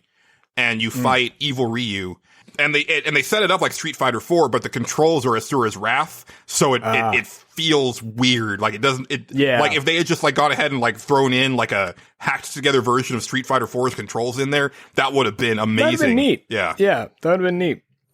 All right. Well, after that, he says, "Mass Effect into The Sims." And now that the galaxy is safe, the Citadel decides they will pull a Cerberus and resurrect Shepard. Now I get to live out my quiet life with Tally and have all the babies. Shepard gets to work or be locked in the bathroom or whatever it is Sims do. I actually don't know since I've never played The Sims, but this would intrigue me to try it. No, you're not wrong. That's what happens. You lock them in the bathroom. Yeah. You don't lock them in the bathroom. You remove the put door. them in the bathroom and you remove the door. Yeah. Yeah, exactly. That's what you do. I gotta say, so like they just announced at Gamescom last weekend that there's going to be like a Star Wars Sims pack, and I was like, that's dumb, but I want this. Like, I want Mass Effect in The Sims, and I think it's just because I like Mass Effect more than Star Wars. It might be, yeah. I mean, they've actually had Star Wars stuff in there. It's not like the characters aren't in there, and there's no like lightsabers and shit. But like they have like costumes and shit for Star Wars people. At least in my game, I did, and I know I have a lot of mods, but no, that was like EA made. It was weird. Yeah, this is going like way further, but it seemed weird to me because it's like. There's not combat in The Sims, so why am I seeing lightsaber battles in The Sims? There is actually combat in The Sims. Oh, really? Yes. It's half-assed, let me put it that way. Basically, okay, so the way it works is you have to be like, you have to be either a magician, or a vampire, and you can battle each other, and it goes off of like, it basically just does like a dice roll kind of thing where like if your strength is up, you'll beat the other person or whatever. But there is combat. You can fight people. It's kind of fun. I do it a lot. I don't know how the magic one works, but yeah, it's there. After that, he has Mario Kart. Let's get some other properties into Mario Kart. Well, he says Nintendo Kart. Oh, Nintendo Kart. I'm sorry. I skipped ahead in my brain somehow. He says, Nintendo Kart. Let's get some other properties in Mario Kart. They have played with the idea by adding Link, Isabelle, and others, but how about Samus, Fox, Kirby, or Mr. Peanut? I'm pretty sure Donkey Kong had peanuts or something. Yeah. Bananas, right? Yeah. Okay. I'd be into that. I mean, that was basically, well, not really, but that was sort of Diddy Kong Racing, right? Because that one had Banjo and it had Conker. It wasn't Conker in that, but when he was still kid friendly. It was. I was gonna say it was before Conker's Bad Fur Day. Yeah. That was like Rare All Stars or whatever. Yeah, and there is that Sega All Stars that they did with it has like Ryo from Shenmue and. I feel like I'm going nuts, but he's probably right that Fox hasn't been in those games. But I swear Fox is in. There's a ton of characters in Mario Kart 8. There's so many. Yeah, exactly. There's so many in 8 that I can't remember. I know the ones he listed are definitely in there because my niece loves to play as Isabelle, and Link and Zelda are there. I remember that, and I know Samus isn't in it. Yeah, I want Samus. I want Little Mac. I want Soda That'd Popinski. be fun. Yeah, yeah. They might as well go full Smash Brothers with it. Yeah. Why not? I mean, dude, can you thing to do? Can you imagine Soda Popinski in a go-kart? Like just this massive mound of meat, like hunched over like a tiny little go-kart. I would love that. That'd be good. Yeah. That'd be great. Yeah, let's do that. Yeah. Fuck yeah, let's do it. All right. After that, he says, quick saves.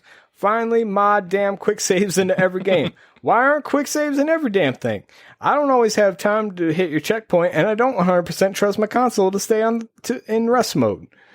That's fair. Agree. Quick saves are good. Yeah. Yeah. I'm not used to quick saves, so I don't use them when I have access to them because it's very much a PC thing. So it's not a thing that I think of when it's an option. Yeah. I actually had a mod for Dark Souls that would make me play Dark Souls, where it was just like I it just checkpoints all the time. Like I move like a little bit and it checkpoints it all the time. So I don't have to keep back because I don't want to keep playing the same parts. I just want to start where I was. Right. Yeah, exactly. But anyway, that's all he's got there. Now we're on to Twitter. We are on to Twitter. I will. Oh shit! God damn it! Let's see. I think here it's we go. my turn, correct? Yeah. Well, I'll go. You did two. Okay, I'm gonna read this one. even it I'm out. gonna read this one from Superstep actually. Who Oh, right, just right, commented on the post. See, I was on top of it. I reminded you. Yes, thank you. Then, he commented on the post. So that we don't forget, I'm going to read his first. Even though you should have DM'd us, Joe. Ass. No, I'm just kidding.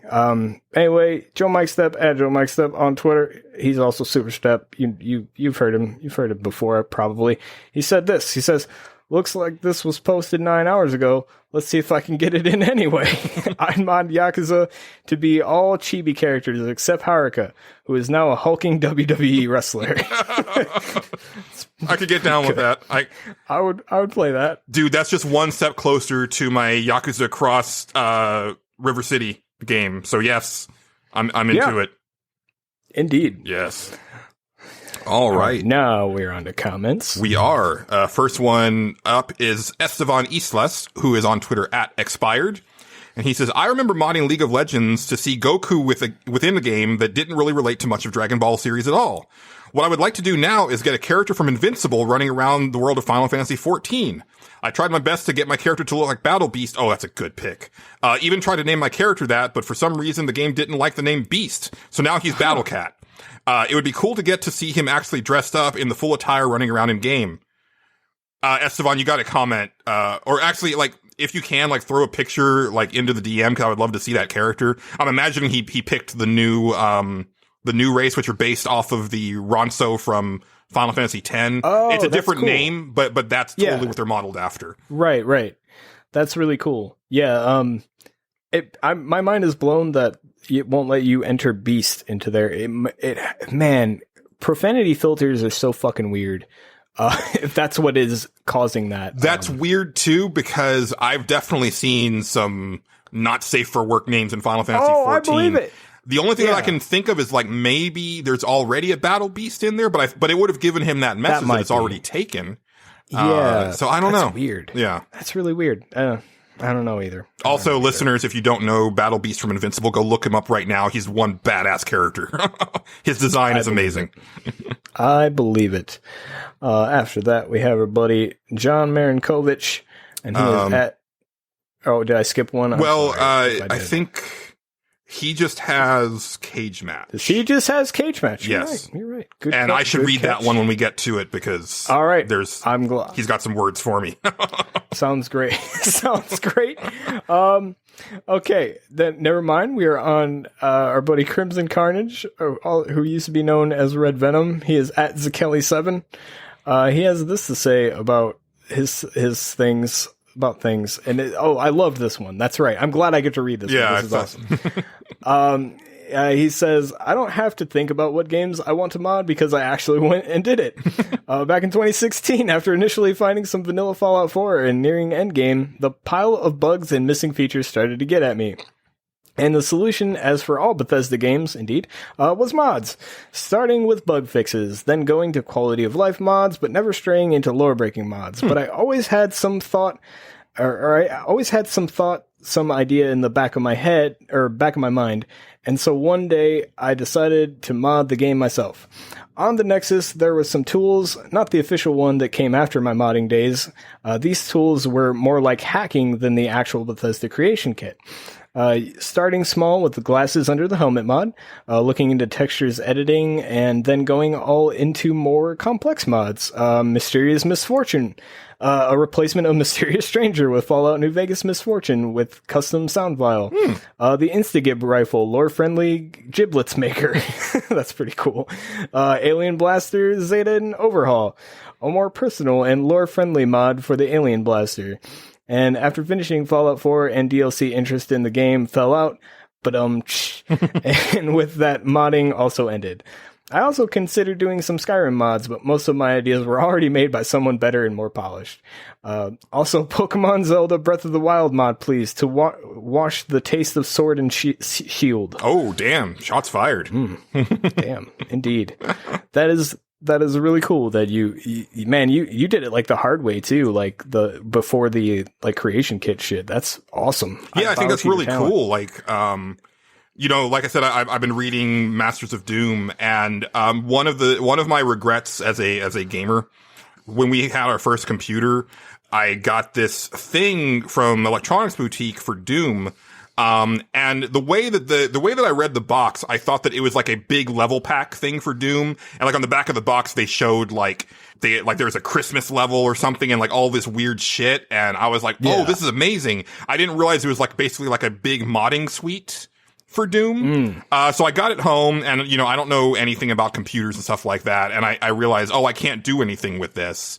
And I remembered it coming with like a really thick instruction manual, and I messed around with it. Like the only thing I was able to do is I threw in like a cyber demon into the first level, like E1, M1. There's just like a cyber demon in that courtyard. Little things like that. But I ended up taking it back.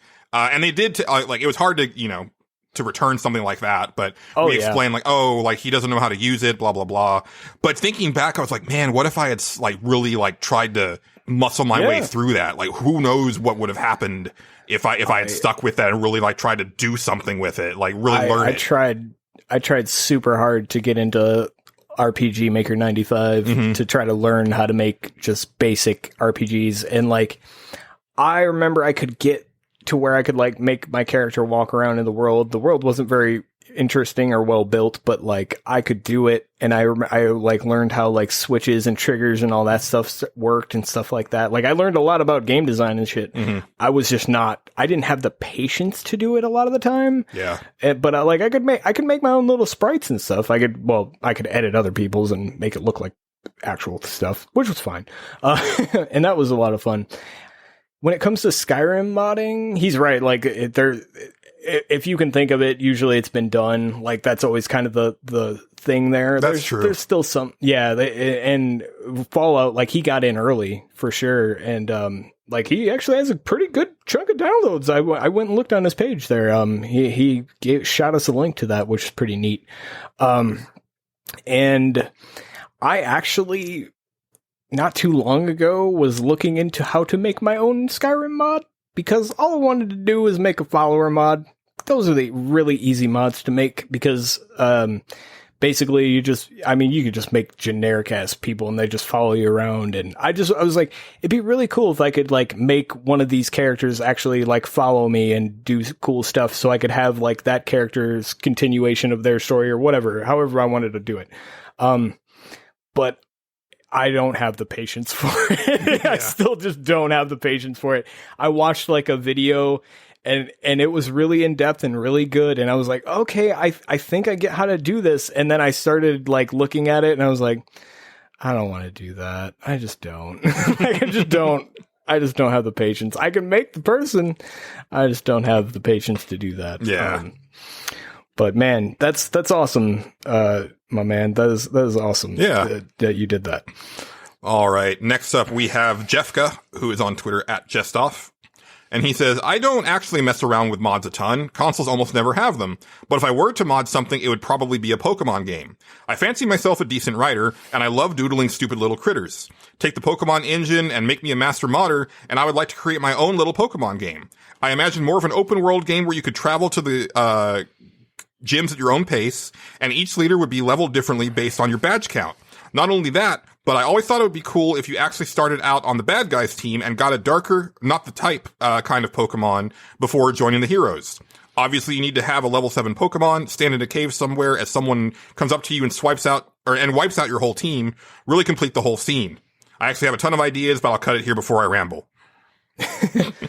Those are pretty good ideas. I like the starting with the bad guy team. Yeah. That sounds pretty cool. I would love to play a Team Rocket game. Let me play as Jesse and Jane, or Jesse and James from the cartoon. Like, I think that'd be cool. Yeah. They were always my favorite part of the cartoon. They were the best part of the cartoon with Meowth. Yeah. Yeah, that was pretty good. Yeah. Yeah, they were good. Man, there should be more mods that let you start from the bad guy team. That's one thing Skyrim doesn't have, is like you can be kind of a bad guy, but you can never start from the actual enemies. Like, okay, you can do that, but like it's never been like you can fully side with the enemy. Like you know what I mean? Like you can't ever side with the Thalmor. Oh, okay. The Thalmor are basically like Skyrim Nazis. Like, I'm not even kidding. Like they're like legitimately they're not one of the two factions though, right? Because it's the Stormcloaks, and who are the other ones? The Stormcloaks and the Imperials. They're kind of like playing both sides. Okay. They're like a shadowy organization, but like they're kind of secretly really kind of running everything, and they're actually the reason they're having a war, because the Thalmor banned Talos, and so the Stormcloaks are real upset about it. But yeah, you can never like fully like go all in on being a Thalmor. Like, I would love that. I would just, cause I've always, every time I make a high elf, I'm like, I just want to be a Thalmor. It'd be cool, man. Just walk around. They dress in black. They look cool. I mean, they're, like I said, they're obviously bad, but. You heard it here first. Justin Ham wants to be a Skyrim Nazi. Okay. Yeah, why not? Yeah. Fuck it. I mean. Gotta have a talk to you after we end this show.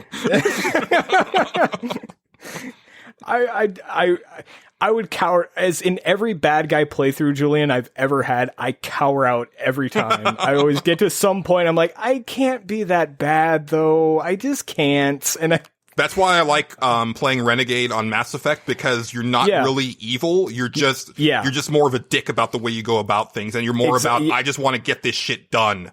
I've as a person who has played both sides in most of those games, I don't mind Renegade. It is actually not, it's not full bad guy, you know what I mean? And see, a lot of people say that like you're evil when you're playing Renegade, but like unless like I haven't played Mass Effect 3 on Renegade, so maybe there's some shit in there that I don't know, but like he does tend to say like some like bad shit about alien races and stuff like that. If you choose right. to, yeah. Like if you choose like to. Currently the character that I'm playing for this run through is Renegade, but he likes aliens. So, you know, he totally told off Ashley about, you know, her xenophobic stuff, and he's always on the side of the council and everything, but he's just kind of a dick in general to most people. He just does his own, he gets the job done. Yeah. I like it. And he also doesn't mind making some credits on the side. I dig it. Yeah. I dig it. All right. After that, we have our buddy Blaine Faya. He is at Blaine Faya on Twitter. And he has this save for his stage select. This is a burn right here. He says, how about a mod to make the combat in The Witcher 3 fun? Yep, I said it. Story might be great, but oofta, that combat doesn't click with me. It's no Horizon Zero Dawn, which just recently sucked me in and actually has pretty enjoyable combat. And Blaine, you're not wrong about the first part, but I don't agree with the second part, because I would not, like, I don't think the melee combat in Horizon is good at all. Like that was my least favorite part of that game. I forgot that even had melee combat, I'll be honest. Yeah, the range combat is great. Like, and that's the way that you should be playing it. But sometimes those enemies get in close, and when they get in close, it sucks. And you know, if you're comparing melee in both of those games, I think they're both not great. So yes, I'm 100% like, let's make the combat in Witcher 3 better. Yeah, I agree.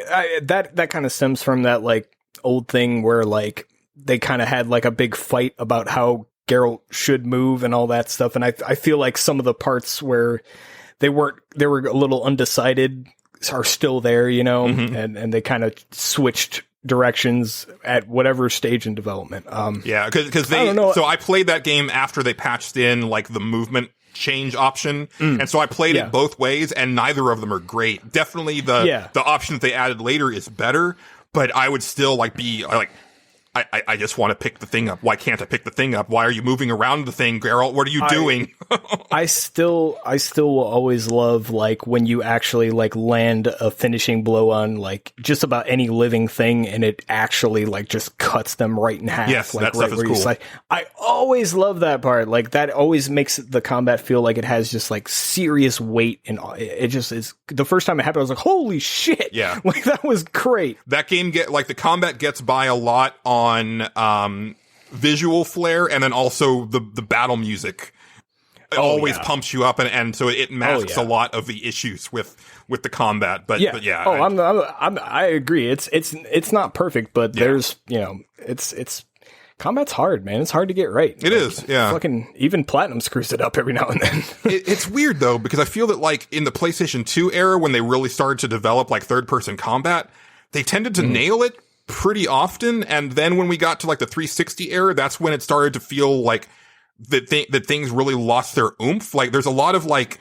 really mushy feeling combat in games now, and it started there, and I think it got exacerbated this generation, and there's very few games that I think nail it. Yeah, I agree. You're absolutely right. Yeah, it's there's some turning point last gen I'm not sure where it was either. Yeah. I almost want to say it was like, that's wrong though. I almost wanted to say it's like, well, Destiny and games like that where, things became more bullet spongy. But it's deeper than that for me. It's actually like a not getting a feel that I'm actually doing anything to enemies. So like, again, like Bethesda games are like my number one example, right? Yeah. But also just like early, like last gen stuff, like Bullet Witch, or games like that.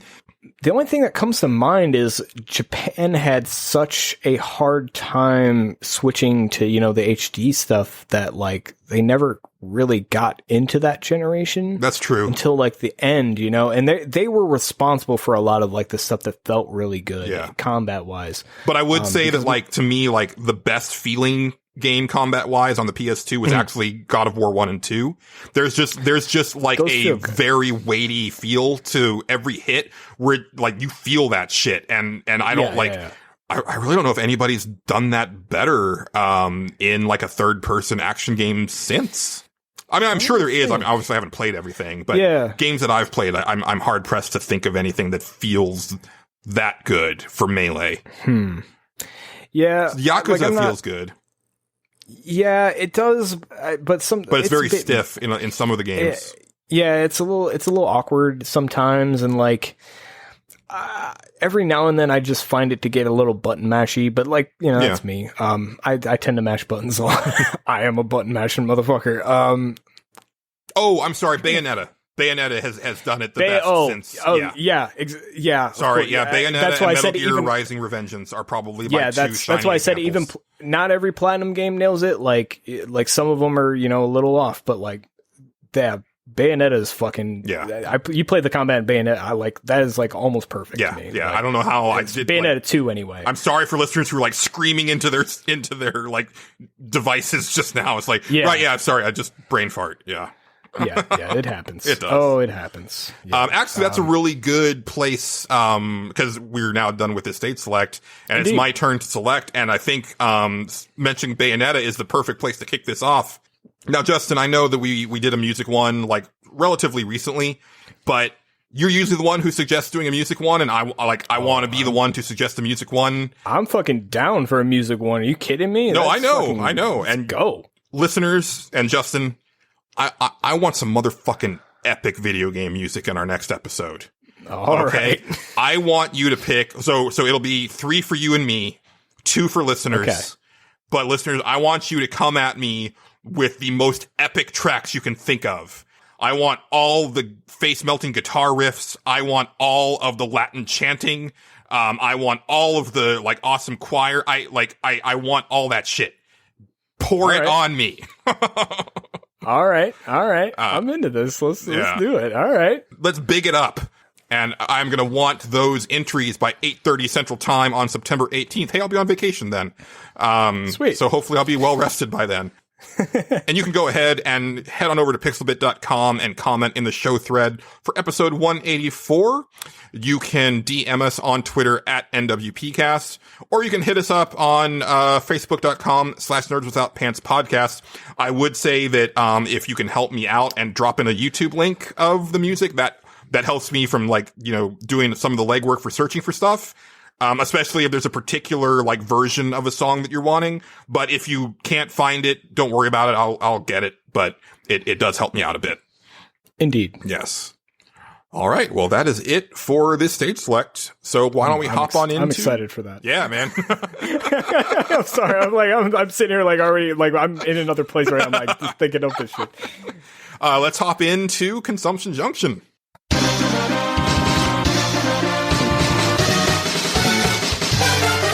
All right.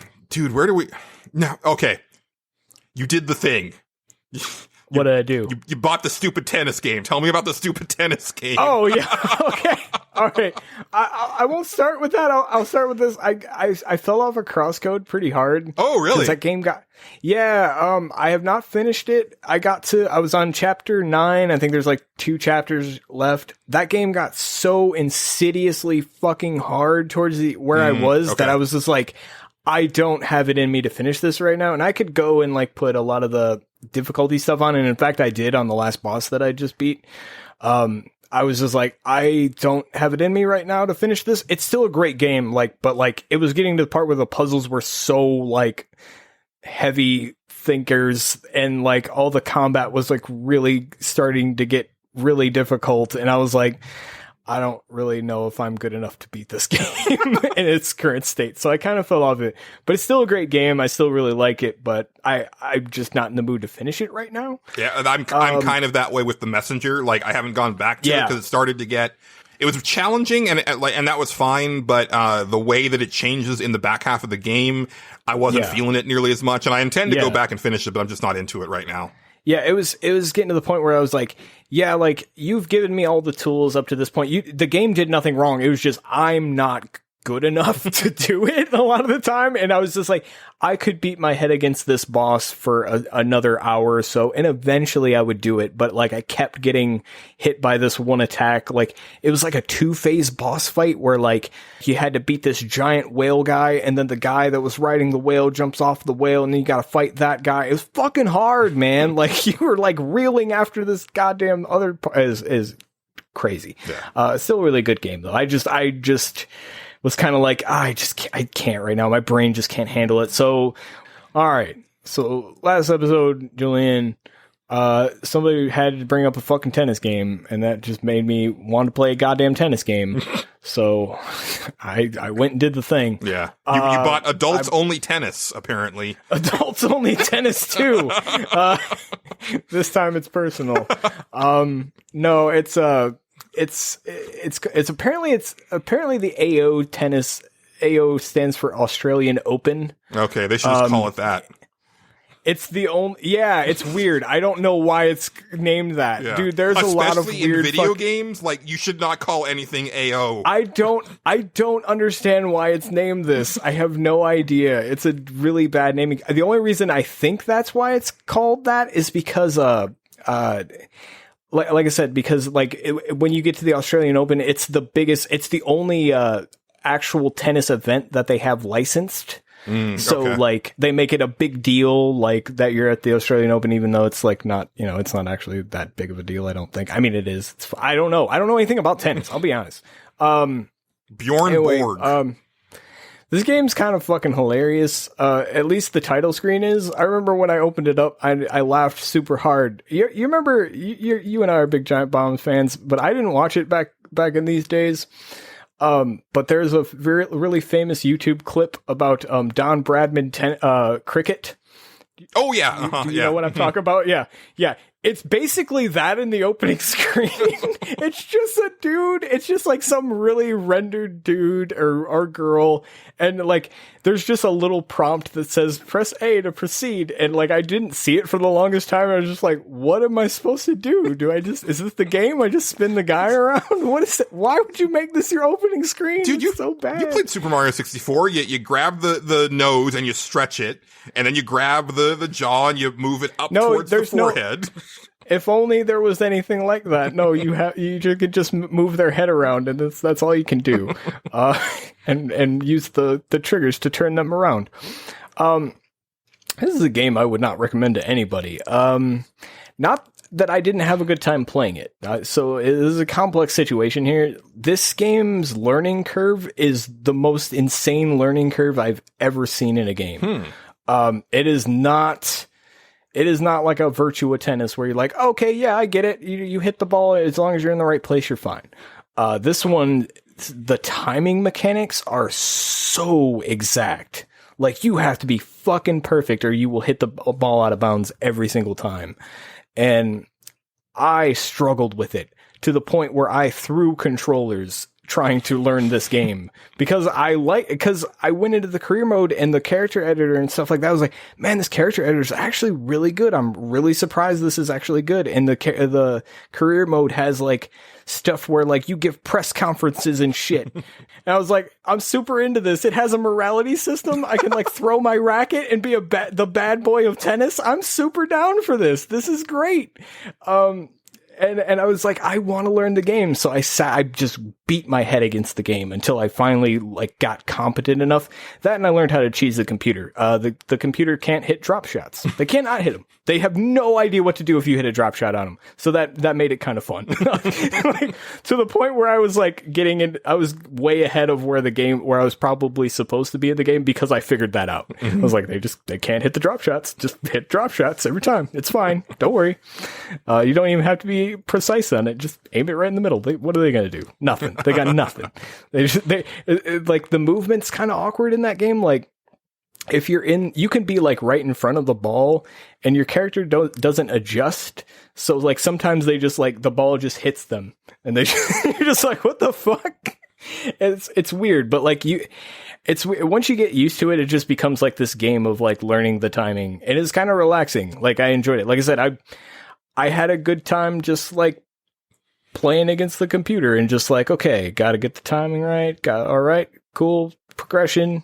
Put stats into things. This is fun. I had a good time with it. It was a good take my brain off of things, listen to podcasts, and do stuff like that. I got to say real quick, because I just wanted to look up some screenshots because I have no idea. Like, it's been a while. Yeah. And I also forgot because it's been so long since I watched tennis.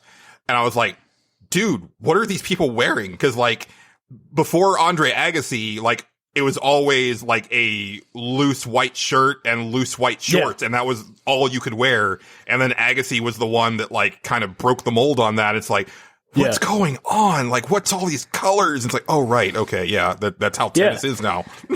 Yeah. And like the character editor is really good in it. To the point where they have, like, you can make stadiums and stuff. And in fact, like when you're in career mode, it downloads people's stadiums that they made for this stuff.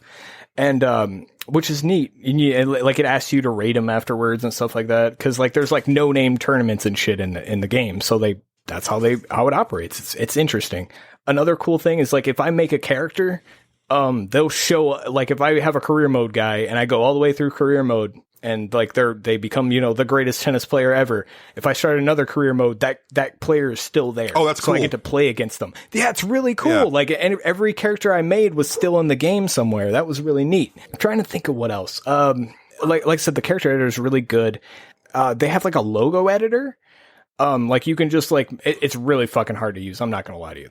I beat my head against it for a little bit trying to just make a line, cause I needed a line, but like there's a lot of stuff that you can just go download and like, I don't know if people are making them, but I forget this game is on PC. I'm guessing they have some sort of network where like, I'm guessing that stuff would be a lot easier to use on PC. Hell if I know, but there's some really good looking shit on there. There's some real like official looking stuff that you can go download. And like, yeah, you can really do some cool stuff with like all the logos and shit like that. It's really impressive. Like, and I like I said, I had a good time just making people and playing through stupid career mode and just playing relaxing tennis. But I would not recommend it because that learning curve seriously is controller throwing hard. Like, you can turn it to rookie, which does all the timing stuff for you, and then it like the game is nothing. You're just like, I just run up to the ball and hit it, and then they don't do anything. It makes it too easy. There's no challenge to it. And as soon as you up it one, like it's just like, oh, now it's dog shit hard because every ball I hit it goes out of bounds. I don't know what to do. Do you remember how much you paid for this by any chance? I think it was full price. I think this is a $60 video game. I was bored out of my mind. Yeah, because like, so just because I had the page up, it was listed as $60 on the PlayStation Store, $19.99 on Amazon. Weird. Yeah. That's weird. Yeah, and it says, and that's on sale from a list price of $39.99, and I'm like, This is why Sony in particular needs to get with it on their digital storefront. Yeah, that is weird. Yeah, I had I known that the physical version was so cheap, I would have maybe went that route. Yeah. Then again, I would have had to wait on it. So Yeah, that, and then also you'd have like this one random disc, you know, of AO Tennis. it's like Final Fantasy VII Remake and AO Tennis. Yeah, fucking why not? But no, it's decent. Like it's. I even like got so frustrated with it. I was like looking up if Virtua Tennis had anything. You can't buy that game anymore on Steam because of all the licensing agreements that went into the last one that they made, which was 4. I think they had like so many like, you know, Adidas licensing stuff and all this shit that those deals expired. You can no longer buy that game. I was like, shit. But this isn't bad. Like I said, it's hard. It's real tough to recommend. Like you got to really be into some fucking tennis games. I wanted to play a tennis game. I don't know what else to say. I've played worse games. I've certainly played worse games. Like I said, I had a fun time with it. Like I said, the career mode. I'm addicted to career modes. I'm a fucking sucker for career modes. I like that stuff. Yeah. And then the only other, there's 2 other games, but I'm pretty sure you played the other one, so I'll save it for last. I've been playing Tony Hawk the past couple days. Tony Hawk 1 and 2. You were a big fan of the first time around, right? Like you played a lot of the first ones. Okay, so I want to know what you think. I've seen good reviews, but like you and I are kind of on the same wavelength, probably as far as like skill level and how deep we got into them. So I'm really curious. I put a lot of hours into Tony Hawk 2. Yeah, same. I didn't play Tony Hawk 1 very much, but 2 is where I dumped all the time. One I think I rented, and it was a great rental game because like, you know, that was really all there was to it. And it was fun. I liked it. I'm playing through it now and I'm like, oh yeah, I remember this level. But I don't remember. It's been, 20 years since those games came out? Longer. And yeah, exactly. I was in fucking high school when I played those, and not even, I might have been in middle school when I played these. I really like them. They feel like those old games, but they feel like those old games with some added mechanics that I don't hate. I don't remember in Tony Hawk 1 if they had wall riding. I can't remember if that was a thing or not. Yeah. Okay, yeah, so wall riding's in there. The manual was added in Tony Hawk 3. Wait. Was it 3?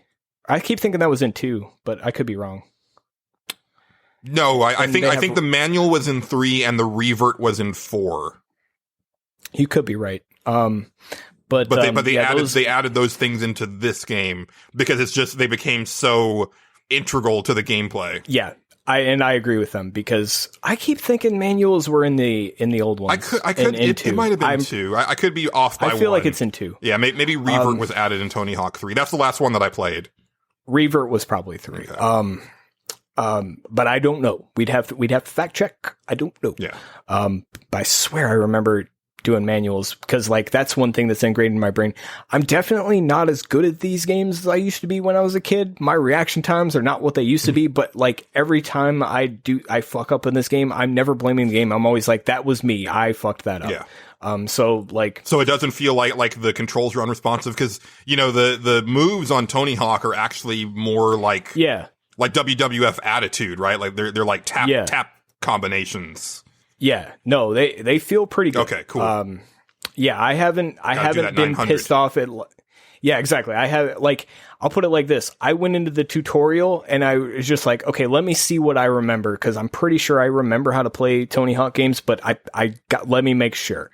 And I remember like they would start at first. I was like, they was like, press this to do this, and then I started skating around and I started doing like 10,000 point tricks or whatever. And I was like, I remember how to play Tony Hawk. We're good. It's just like, yep, everything feels right. Yeah, I'm definitely not as good as I used to be. I know that. Like, I remember being pretty fucking badass at it, and I'm not as good as I once was. I'll put it like that. I'm definitely like, you might just need more practice. I don't have the reactions. That too. Yeah. I'm way out of practice, and I'm slowly as I'm going here. Like I've been remembering a little bit more and getting the timing a little bit better. So it's been real good. I like how they've done progression now because it's both games mixed together. Like you just like, I made a guy and like, you just get money for whatever you're doing, and your character levels up no matter what stage you're playing, and you just keep buying shit and unlocking stuff, and it's neat. It doesn't feel like there's any microtransaction bullshit or anything like that. Game looks good. I'm really happy with it. The soundtrack is real good. I don't like some of the new songs that are added, but that's just me. Some of them, there's one that I'm just like, this is not a Tony Hawk song. There's a couple songs where I'm like, this is not a Tony Hawk song. It's a song. Like, I could see this in like the UFC game. I'd be like, of course, this would be in this UFC game, because the UFC game soundtracks are terrible. You heard it here first. No, you didn't. Maybe you did. Anyway, but Tony Hawk's, man, it's just that 90s angst that I fucking need.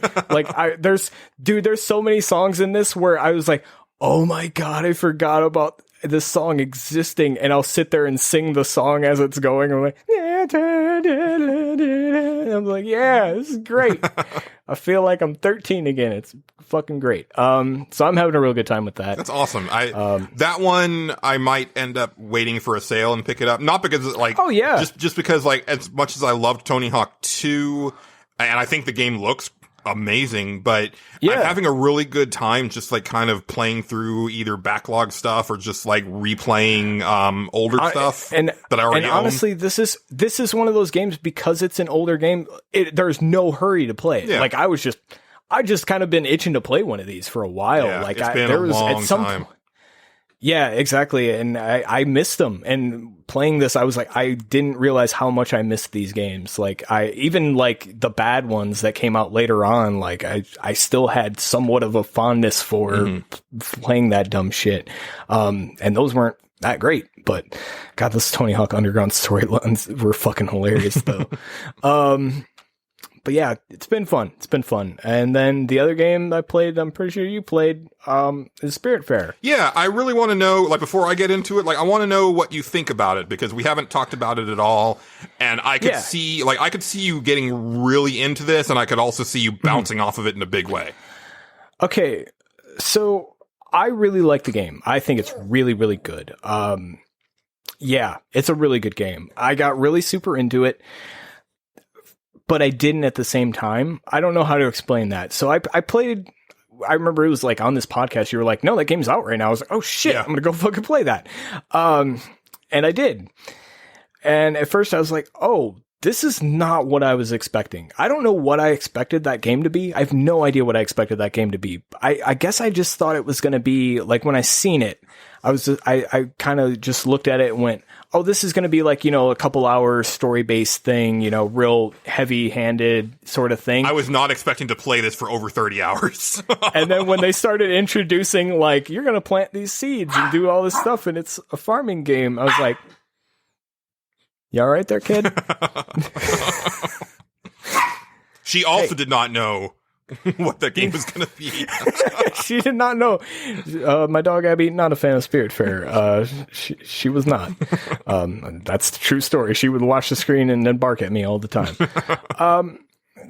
But anyway, yeah, when they were like, yeah, you're going to be planting seeds, and it's kind of like Animal Crossing or the most I compared it to, not really so much Animal Crossing, but more it's more like Stardew Valley or Harvest Stardew Moon. Valley. Thank you, God. Yeah, it reminded me a lot more of Stardew Valley. So I like it a lot. I had a hard time because I played it a couple days, and then I got into, and I was really digging it. The first character they introduced in that game I thought was super strong. I related to them a lot. That game is it's emotionally heavy, which I dig about it. And I really liked that first character. And then I started getting, I got the next character. I was like, all right, this guy's all right. I got the next character. I'm like, all right, they're okay too. They didn't seem as strong as that one. But that was just me. And then I kind of got into this point where I was just like in a hole, and I couldn't figure out what the hell I needed to do. Okay. I'm glad it's not just me, because, Matt Jorgensen also expressed a similar thing where, and I'll get into it, but basically I fucked myself, in this game for a really long time, and it ended up making the entire game completely uneven in a way that, I almost wanted to start the game over and then play it right. And it's not that you can like play the game right or wrong, but there's you can. the way that I played it, I think that I hurt my overall enjoyment of it. Mm-hmm. I basically got to a point where I couldn't figure out where I was supposed to do. I needed to recruit someone. Mm-hmm. I knew I needed to find someone and I couldn't find them. And then I was like, okay, I'm pretty sure I need to find this. I need to recruit this guy, but he's sending me all the way. Now this is not on the game. This is on me because I read the fucking numbers wrong. Oh, dude, this is exactly what happened to me. Was it the guy who wanted you to go get the art piece?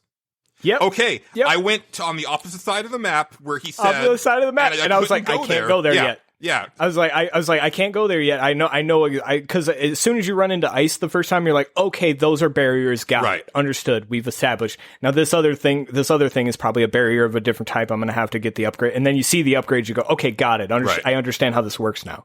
And then, I mixed up a minus sign. Same here. And I was on the complete other side of the map. I was feel like, so much better now.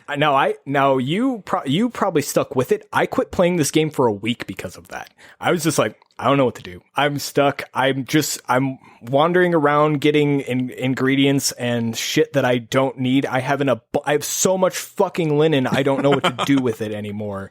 So what happened to me is I did keep going with it, but what ended up happening was I couldn't make a lot of progress in a certain area because he had a bunch of he would lead you to areas that would get you other stuff that you needed. But I was able to get enough of the stuff for the people who were on the boat that once I finally got him, I only needed to do one more thing for each of them. And so basically 3 people left the boat all at the same time. And then it was just him and then one other person. And then I grabbed someone else. And so basically what happened is I had these 3 new characters that seemed to get on the boat and then leave almost immediately. And I feel that they were supposed to be interacting with each other more. And so I had these characters that I got to know really, really well and I got very attached to. But then in the back half of the game, I had these other characters who I felt I never got to know and then they were gone. And so that if it had been more even, I would have enjoyed it more. That being said, this is my game of the year so far. But yeah, I can go to Span later. It's probably my second game of the year, my second favorite. It's number 2 on my list for sure. Now that being said, I said, I really loved that first character. I loved Gwen. Mm-hmm. I thought she was really strong. I related to that character a lot because of the way they view death and other people dying, because I'm the exact same way as them. And I was like, okay, this is heavy. I get it. I'm digging this. And then a lot of the other characters I wanted more from, and I'm not sure every character that I got on that, I felt like I was missing, I fucked up and missed something.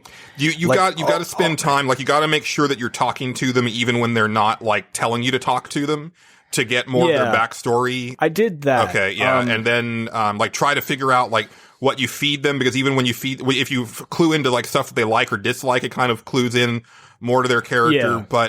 And one thing that I really like about, so let me explain for listeners who haven't heard about this game, because it is a little indie game.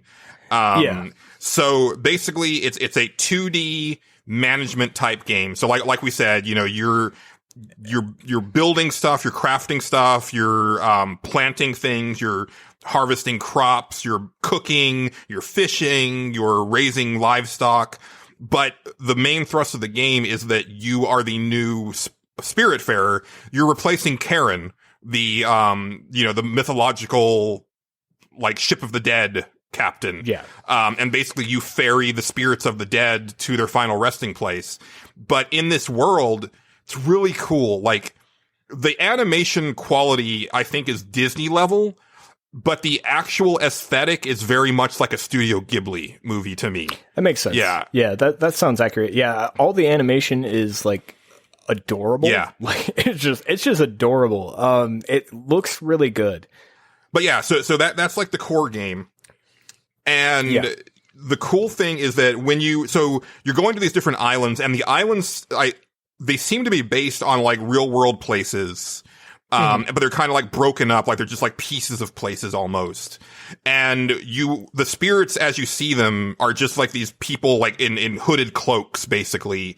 And I think the idea is that like they're all kind of in a purgatory type thing and they're not ready to get on the boat, but there are some that are, and those are the characters that you interact with. And so when you bring them to your boat, they actually emerge, and they all take on animal forms, which that's probably my least favorite part about the game is that it's saying that we're all furries deep down inside is what I'm getting.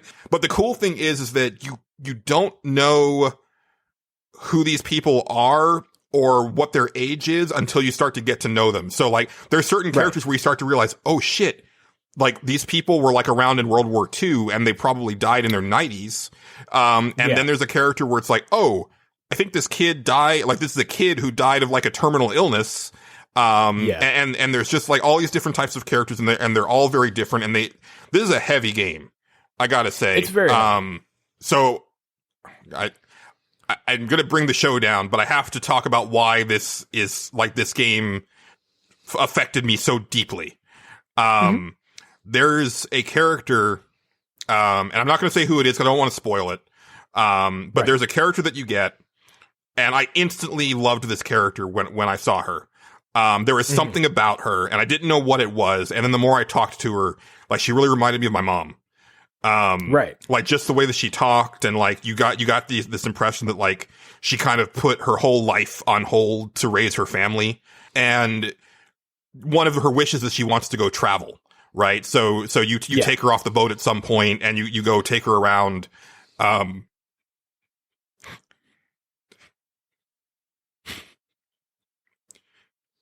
And all of a sudden, she gets really tired.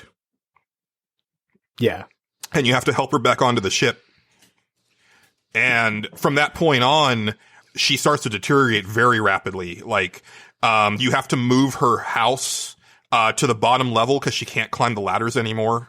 And you take her you escort her to the front of the ship so that she can just look at the scenery as it goes by every day. And then she starts to forget who you are. Mm-hmm. And, I never got to say goodbye to my mom. Right.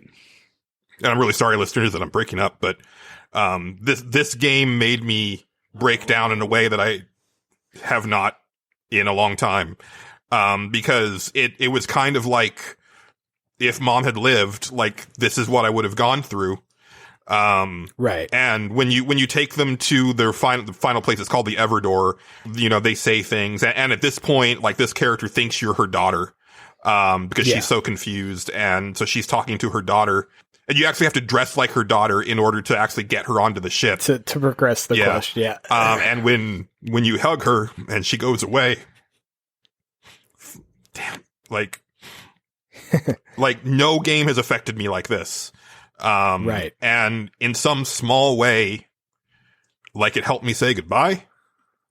That's really good. And like, there's like, I've never had a game be that powerful for me. Right. And I don't like, and just one thing that I'll say is like, when the credits roll, you realize that these people are based on real people, because there's actually like in memory of, and then you see the date of birth and date of death of these people, and you realize, like, I'm sure they're not exactly like the people that are listed, but like they're definitely based on, there was definitely one who was like clearly a kid. There's one who was definitely a teenager, couple who were definitely in their like 90s. And you started to realize, this is like these are probably people that were related to people on the team or something like that. Mm-hmm. And, it's something special. And there's other characters that I felt almost as strongly about. There's a character named Summer who talks about fighting a dragon. And at first I thought it was having to do with drug addiction, but I actually, and this might just be me. Like I saw it as fighting rage. And maybe that's just because I fight rage inside me all the time. But like the way that she talked about it, that's kind of how I felt. And just getting to know these characters, like it's very powerful, and it's heartbreaking, but it's also cathartic. And I can't recommend it enough. And even though I don't normally like games like this, and I think it's like I've said, like I have trouble finding my own fun, but if you give me even a little bit of direction, Like, I'll fall Yeah. into the mechanics. So it's like, And that game is really good at giving you just enough direction most of the time to where, like, okay, you need to do this and get this thing. And you're like, okay, got it. But there were times, and again, like I definitely messed the game up for myself because there were times where I didn't, and I wish the game would have nudged me just a little bit more, because when I would get like a new ability or something, it didn't, like, there wasn't any click that was like, okay, now I can go back and do this thing. So there were certain things, there was even a character that I didn't get until right towards the end of the game, and he was very much someone that you're supposed to have way early because he's kind of like your cheerleader. He's also one of the coolest characters in the game. He's a teenage D&D player. Oh, no. I don't think you get him until the end. If I remember right, he's on one. Isn't he on one of the rock islands, I believe? No. You just need to be able to bounce to get him. And you can't get bounce until you get past the rocks, though. Oh, you might be right. Okay. Yeah. He's designed in. But I still got him like way later than I should have because like I had bounce for a really long time at that point. I was like, oh man, like there was nobody on the boat when he got on the boat.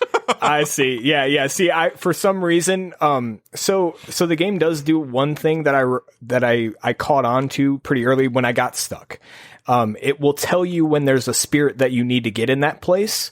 When you highlight over it. And so I started paying attention to that. And I just remembered that I was like, okay, there's a bounce thing that I need to do here. And so when I get bounce, I will come back here and get the guy that's here. Okay. Got it. I didn't have too many issues with it. I thought it was a really good game. I sat down, did most of the stuff. I liked most of the characters in it. A lot of the stuff I would have, the problems I had narratively, I would have to go into spoilers for, so I'm not going to do it. And I will say this about it, though. There's apparently an art book that goes in along with this that you and I probably don't have access to. And apparently it gives a lot of the backstory that the game didn't give, which which when I found that out, because I was like, I got to the end and it was like, okay, that was really good, but I have questions, and I wanted. There's a lot of questions about Stella that I would have liked answered, and there's one character, and this pissed me off. There's one character that just leaves. Now that is an interesting one. I know who you're talking about, and I know what they were going for on that one. Yeah, but especially because of who that character is, I really would have liked to say goodbye. Yeah, and we'll talk about that one afterwards. Because I know exactly what they were going for. I don't think it hit the way they wanted it to, though. Because when it happened to me, I was like, okay, I see what you went for here. I'm not sure I like it though. I think my other favorite characters were the two lions. I love. Yeah, they were great. They were great. Except that Astrid was so hard to please that she actually fucked up my ability to get get everybody to ecstatic level, because I just could not do it. And then, I loved Astrid. She was so great. I liked Giovanni more. I loved his animations. I was like, dude, he's like a suave version of Scar from The Lion King. I love his design. Yeah, they were both great. They were. I really, that game is really good. Yeah. It's really good. The one thing I'll try to make this as vague as possible. There are scenes in this game that are only done via picture. Yes. You know what I'm talking about? I just wanted a little text blur because I felt like they were a little hard to make out, especially me. I can't see for shit. Yeah. Also, the first time that I saw it, I thought it was talking about Gwen. And then I was very confused when it came up again, and I think I kind of understand what was going on, but not quite. So and I would like more of that. I just wanted a little bit more in depth. Yeah. The way I would have done it personally if I was writing this game is to do that. I would have just given a little bit of dialogue that was happening during this. Or something. Because they're showing scenes of the past. And so if you could at least hear what those people are saying, even if it's just snippets and you don't know who's talking. Yeah. Exactly. Yeah. That's all you have to do. And I'd be like, oh, okay, got it. You can be vague with it. And they were a little too vague, I thought. And I agree 100%. Yeah, okay. We're on the same page. Yeah, but other than that, man, game was fantastic. Yeah. I really enjoyed it. I really like the soundtrack in this game too. I had the main theme in my head for a while. Yeah. And I like it actually well, there was a couple things, but there was one night where I didn't sleep. I just could not fall asleep, Yeah. and part of it was the goddamn song that you play to get your plants to grow faster was stuck in my head and would not leave. I won't comment. So It's already there.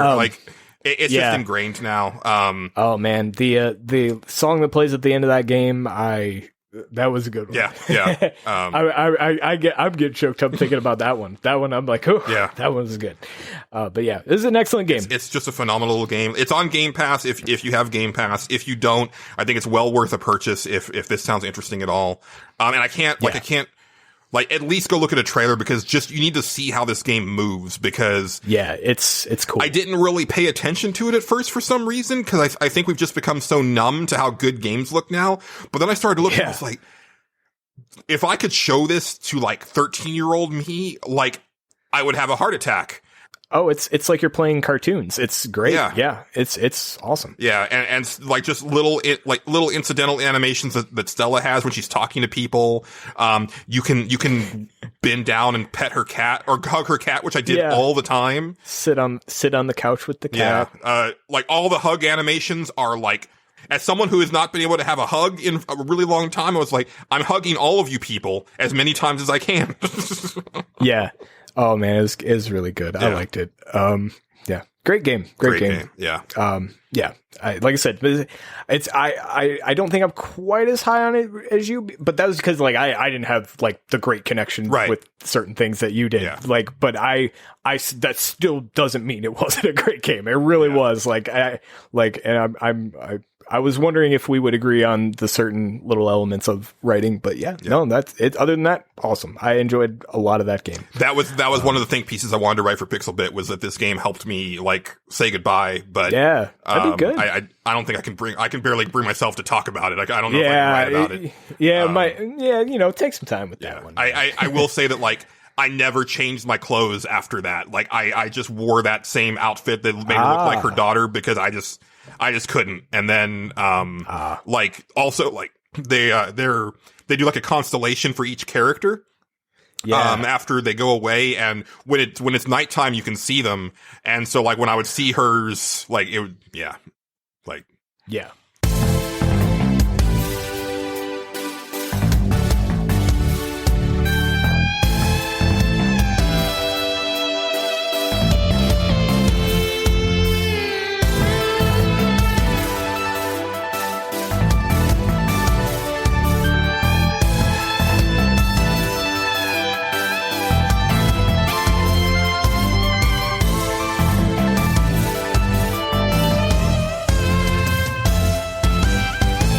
Oh boy. Okay. I've just got one other thing. I was going to bring this in first, just because it kind of leads into Spiritfarer, but yours was such a good segue. I figured. I finished Kentucky Route Zero, like the day after we recorded last time. I'm really glad that I played that this year. Like, it's so weird that game, like, that it finished in this year.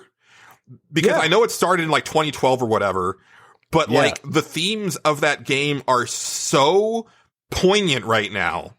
Like it's, I mean, obviously like anytime it would be poignant, but like just in particular in this year with all of the strife and like the way that like this pandemic has really like laid bare how fragile society is. There's so much in that game that is just so masterfully done. Oh yeah, absolutely. Having said that, I think that if I had been one of those people who had been waiting years for the last act, I would have been disappointed. I could see that. Yeah, I'm glad I played it. Fine, is the way to go. Yeah, I absolutely agree with you. I love that last chapter, but yeah, like I could see it is not a long chapter. It's not a long chapter, and there was stuff that I would have liked to have seen as far as like incidental characters that I would have liked a little bit more information on, like Lula. Like I wanted to see a little bit more of her. I would have loved to at least like get, even if it was just like a cutaway to the distillery again, just to see what goes on there after certain things happen. Right. Little things like that. I was definitely trying to like gear things towards like all the group, like everybody staying together in this town that you're in. Yeah. But it didn't seem like that's what was going on. But I will say, and one just a little bit of like gameplay frustration. You're controlling you're ostensibly controlling a cat. Like you're playing a cat. Yeah. But you're not controlling the cat directly. You're controlling like a little like insect that the cat is chasing. Right? Yeah. It feels just like not precise enough in a way that like was really bugging me. Yeah, but that's also a game where like you're not having to dodge enemies or anything like that. So it's fine. Yeah. Like I had no problem with the way it did. I think I spent so much time running around that town that it was starting to get on my nerves. I remember like kind of getting lost at certain points in that chapter, but it isn't a particularly long chapter, so It's not, and it didn't bother me too bad. One thing I love about it is that you are playing the cat and like you can meow at the characters, and I love that all the characters have conversations with the cat like it's a person, because I do that all the time with my cats, and so like I was like, these people get it, right? Like that's I do that all the time with my dogs. Yeah. I may or may not have had a conversation with my dog while you went to the bathroom earlier or whatever. I believe it. Yeah. One thing that I did want to say is that it's funny because like it was this that has like a very strong like not just anti-capitalism, but just like kind of like, you know, really hammers home like how fucked corporations are and stuff like that, and the way that they mess with people's lives.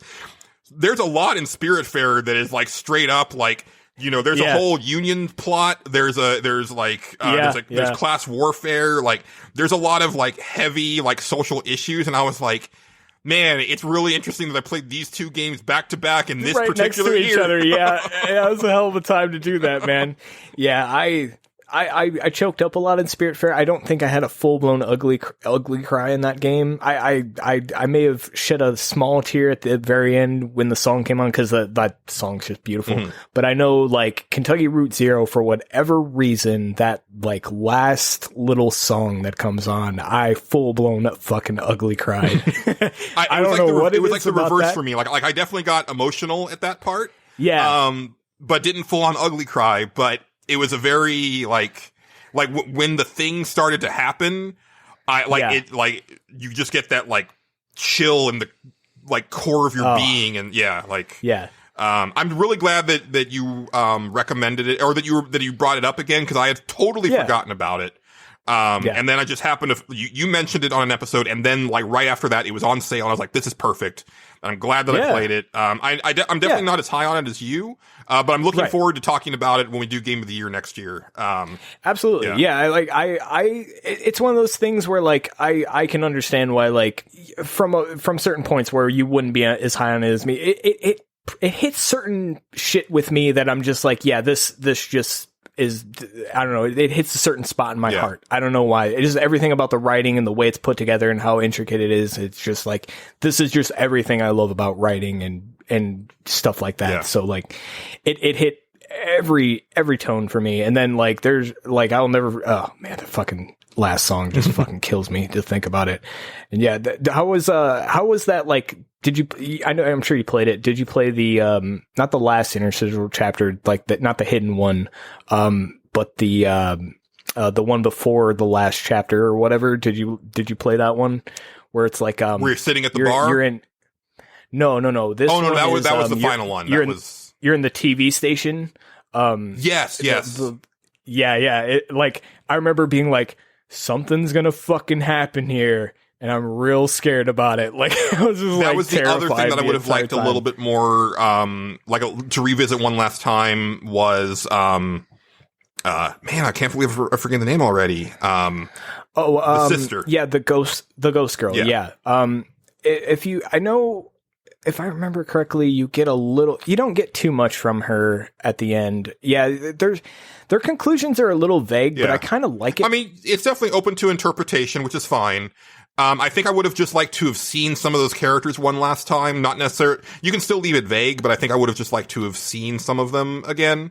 Right. For example, like Junebug and Johnny, that stuff is still very vague as far as like where things end up with them, but I liked that they were in the last act. Right. And because that game is so fucking weird, man. Like, It's weird. It's very weird. They're robots, but they came out of like the zero as like nothingness and then formed into robots, and they're constantly changing their looks. Game is something, man. That game is fucking weird, dude. Yeah. I remember, so I think when I played it, I had just given Control another shot, and I remember playing the second chapter and getting to that like office building and being like, man, this looks just like fucking Control. Yeah, you're right. Yeah, it's like the same. Yeah, you think about it. Like I remember, like I played that pretty close to those. Oh man, what if Control had a room that was just full of bears and they don't do anything? They just look at you. That would be so great.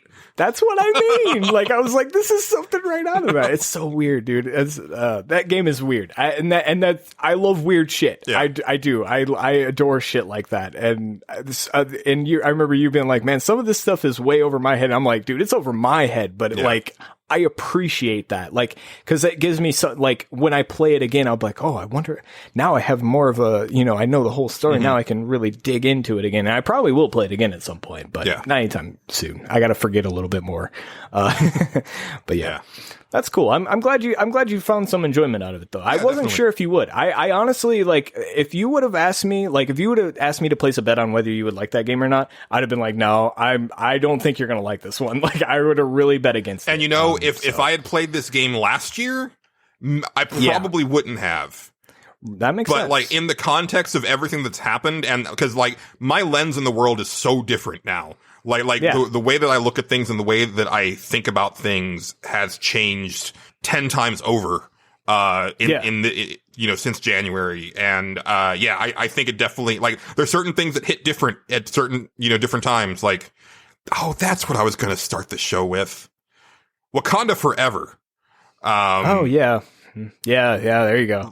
Chadwick Boseman dying hit me way harder than I ever would have imagined. And JD actually, he tweeted, like, this scene is going to hit a lot different from now on. It's a scene in Endgame where Black Panther and Shuri and Okoye are the first ones to come back from the snap. And I was going to watch, Infinity War and Endgame, like, in a row. I watched Black Panther, but it was just so hard for me to focus on movies right now.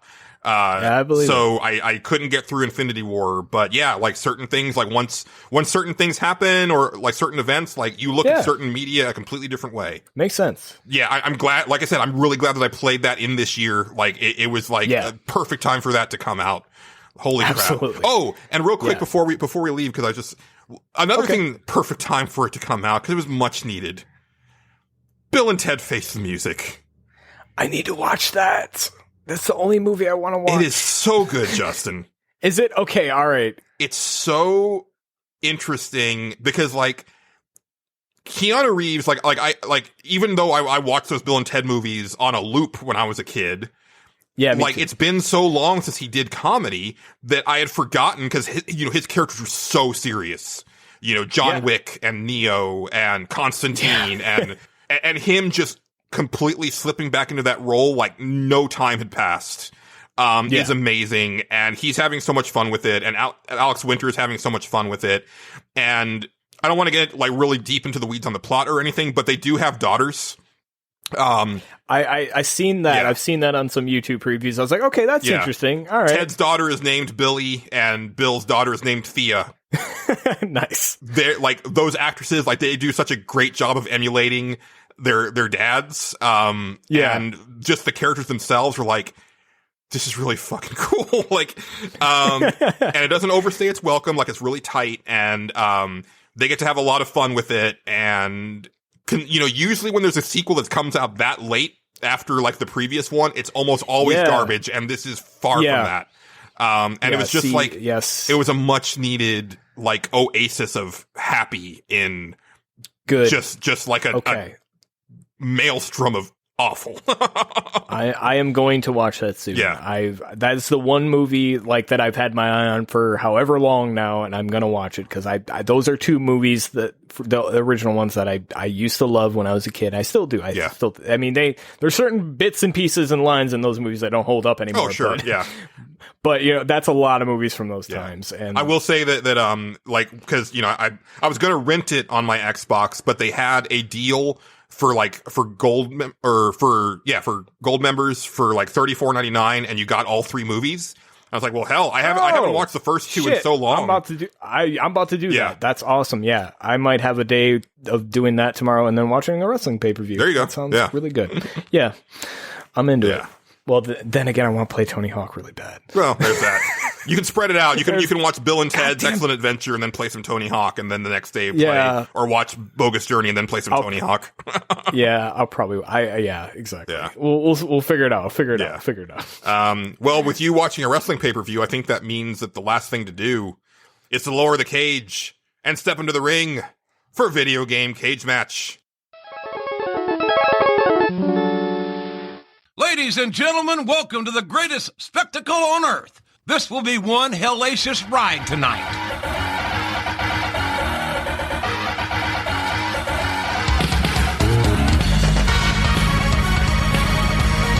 This is a 15-foot high steel cage, ladies and gentlemen.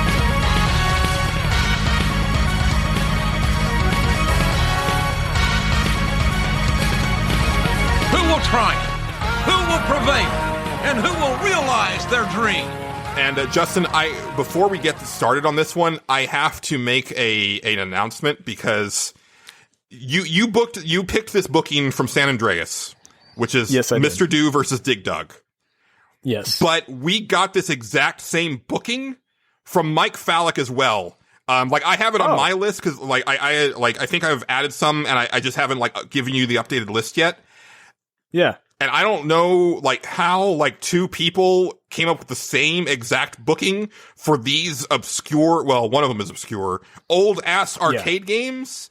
But Mike Fallick and San Andreas, you guys should, try to, get together sometime because you're on some sort of wacky, weird wavelength together. Well, they are very similar games. Okay. If you watch them. I will admit, and this is going to be shocking to listeners who have listened to the show for a while, I know nothing about Mr. Do. I knew the name, and I had to look it up, and when I saw the box, I was like, okay, I remember seeing this box art when I was working at Game Fellows. I have never seen this video game. I don't know anything about it. All right, well, Mr. Do, you're a clown, and you play Dig Dug. That's really it. Oh, okay. You play Dig Dug. It's got some other interesting twists, but I mean, it is Dig Dug. If you you're digging around, you dig under the thing, and the things fall or whatever, and you're running from ghosts or something. I don't remember, but you're trying to get cherries, and you have to avoid apples. It's weird. I watched it, cause I was here. So there's a thing on Giant Bomb's after show or whatever that Jeff Gerstmann is always defending Mr. Do. Yeah. Always defending Mr. Do. Jeff Gerstmann loves Mr. Do. I know that much. Everybody, he's all right. Every time somebody mentions Mr. Do, he's like, listen here, Mr. Do is a clown. He likes to have fun. You leave him alone. I'm just it's good. I like this. But I guess I'll go first. Do you want me to go first? Go ahead. Okay, I'll go first. So I originally had Mr. Do winning this. I will not lie. Because he's a clown, and clowns are tricky. I imagine, they have many hand buzzers, and Dig Dug, he only knows how to dig. So I feel like the clown would have the advantage. But after I watched both games, and I have to say Dig Dug wins for me. And that's because Dig Dug has his own soundtrack. The soundtrack only plays when he moves. Fucking yeah! That's the reason I'm picking it too, motherfucker. Yeah, that's great. That's the best motivation ever. If you had your own soundtrack, it should be great. Fucking what's Mr. Do? He doesn't got that shit, man. Fucking plus Mr. Do or fucking Dig Dug has a cool ass visor and shit. He hits people. Do you know how much I would love to have a soundtrack play when I move? Yeah, me too. I seen that. I was like, that guy's fucking awesome. How does he lose? He doesn't lose. Yeah. Dig Dug fucking cool, man. Mr. Do, I'm sorry, Jeff Gerstmann. He doesn't listen to this. It's fine. But yeah, Dig Dug has his own soundtrack. How I don't. Yeah. And all Mr. Do's music is just rip-offs of classical music, just done in whatever bit that was, style, whatever that was. I gotta say, I hate games that have exclamation marks in their names because, like, when you're writing about games, that shit gets very annoying.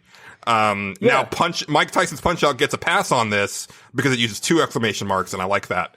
But that's the only one. So Mr. Do can fuck off with its exclamation mark at the end of its name. And also, like, it's not that I'm scared of clowns, I just don't like clowns. And Dig Dug's got that really cool ass suit. So Dig Dug's got to worry about fucking rocks. What's fucking Mr. Do got to worry about fucking apples? That's stupid. Yeah. Like, he gets hit by an apple and dies? That's terrible. Dig Dug's got to worry about rocks. He's blowing motherfuckers up with a bicycle pump or whatever the fuck that is. I don't know how it works. It looks extremely brutal. Yeah. Like, his enemies, like, can just phase through existence to fucking track him down. It's fucking terrifying. Yeah. And he ain't scared of shit. He's just digging rocks, motherfucker. Yeah. Come at him. Yeah, I'm glad that we are in an agreement on that. As soon as I seen that, I was like, as soon as I seen that, I was like, I can't vote against this guy. This guy wins. Like, that's too fucking good. Yeah. I'm sorry. Yeah. All right. Well, Justin, that puts Dig Dug at a decided lead, but as always, the Nerds Without Pants are not the be-all and end-all of video game cage match. Because our lovely listeners, in addition to booking the matches, are also our referees. So we're going to kick things off over at pixelbit.com. And first up, we have San Andreas, who says, and he's also the one who booked this match, by the way. He says, let me preface this by saying that Dig Dug is deservedly known as a classic. However, Mr. Do, which was released just a few months later, improves on it in almost every way, from the graphics, animation, and sound. Ooh, I don't know about that last one, bud. I don't know about that last one. The gameplay is especially a big step up. It's faster paced. You get a bouncing energy ball instead of a bicycle pump. That also doesn't sound as good. There are multiple ways to win each stage, and if you know what you're doing, you can rack up a really big scores. The game really rewards you for getting good. Mr. Do got screwed by the network. Its sequels weren't as good, and Mr. Do itself came out not on the NES, but the SNES, at which time it was 14 years old and people weren't really into single-screen arcade classics. I hope it makes a comeback on the Switch as an arcade archives title. It's one of the games I installed on my homemade arcade machine. And he says, and you can send my $1,000 payment through either PayPal, Zelle, or my OnlyFans page, Julian. I'm open to any counter offers.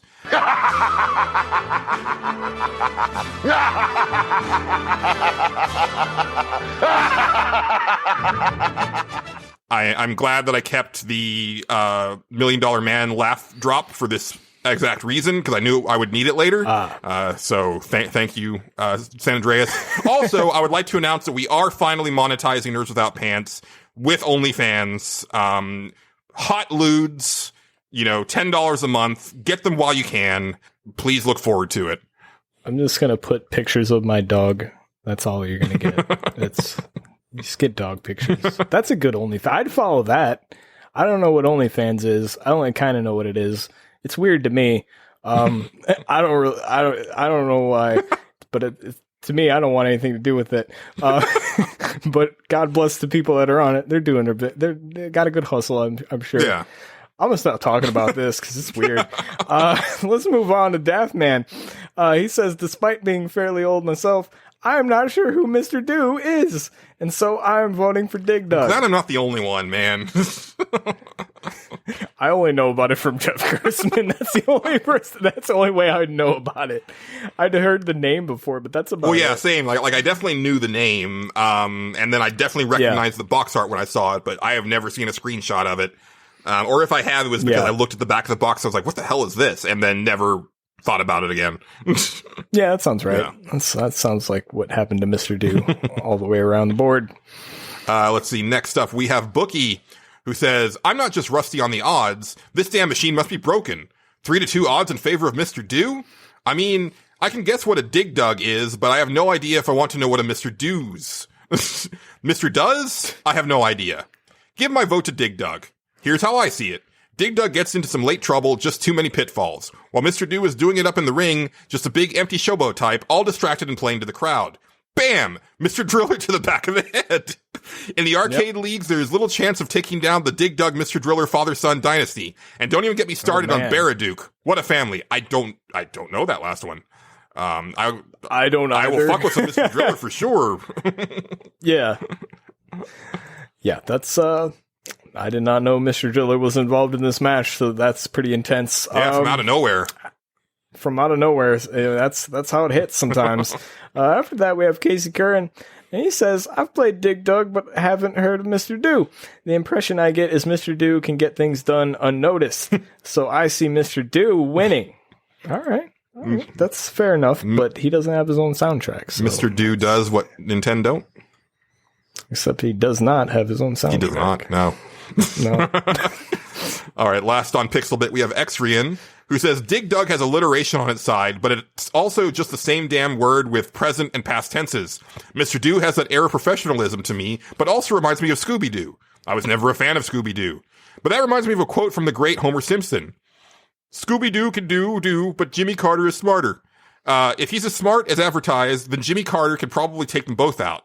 But I think I'm getting off track. Dig Dug has practically dug his own grave, so Mr. Do for the win, I guess. Yep. They both dig, by the way, so that doesn't make any sense. I mean, well, yeah. I mean, it took you a while to get there, but you got there. That was... I'm glad I got through that on the first try. Yeah, sometimes you get through it on the first try. Over on Twitter, we have, I'm going to start with our buddy, Superstep. He is at Joe Mike Step on the Twitter machines. And he says, I'm voting Dig Dug. And then he says, if you don't see this in time, the aliens have won. We are now at peace. So we're good. I guess they didn't win. I'm glad. I was worried about that. I was worried about peace. I didn't want peace. Peace would be terrible. All right. Next up on Twitter, we have Estevan Eastless. Once again, he's on Twitter at Expired. And he says, well, after looking at Mr. Do and how crazy it looks, I'm giving this game my pick. A clown has more tricks up his sleeves than just a bike pump. Yeah. Does he, though? Does he have his own soundtrack? I don't know. That soundtrack is pretty good. Oh, sorry. I need to read this next one because, okay, yeah, so, absolutely. So this one comes to us from John Marinkovich, and he's on Twitter at John Marinkovich, and he says, all right, Julian, I've got to clear the air right now. I didn't mean to diss my best friend Blaine last time, but I will say we both found it absolutely hilarious that you called me out for not mentioning Bro Weekend in episode 183. You truly made me feel like a terrible friend for a solid couple of days there. Believe it or not, I actually cut my part out. I cut my part about Bro Weekend out because my comment was getting a little lengthy with all that, and I was writing about Battlefront 2 2005, and I felt like nobody would want to listen to me ramble incoherently for a solid 4 minutes of airtime. Either way, it was just funny that we didn't coordinate our responses before making them. Oh well, lesson learned, I guess. Okay, but before we get to his actual pick, I just gotta say, I didn't mean to make you feel like a terrible friend. No, we just thought it was funny. But also, I know you're new to the show, but clearly we are not in this business for the sake of brevity. So you can ramble on as much as you want, sir. Like, we will read it.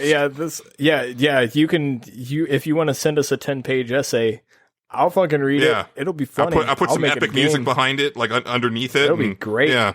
Fucking go nuts, man. You can be, this is not a podcast where you need to apologize for the length of anything. It's fine. Yeah. I mean, if that was the case, like, we'd just be like constantly apologizing all the time.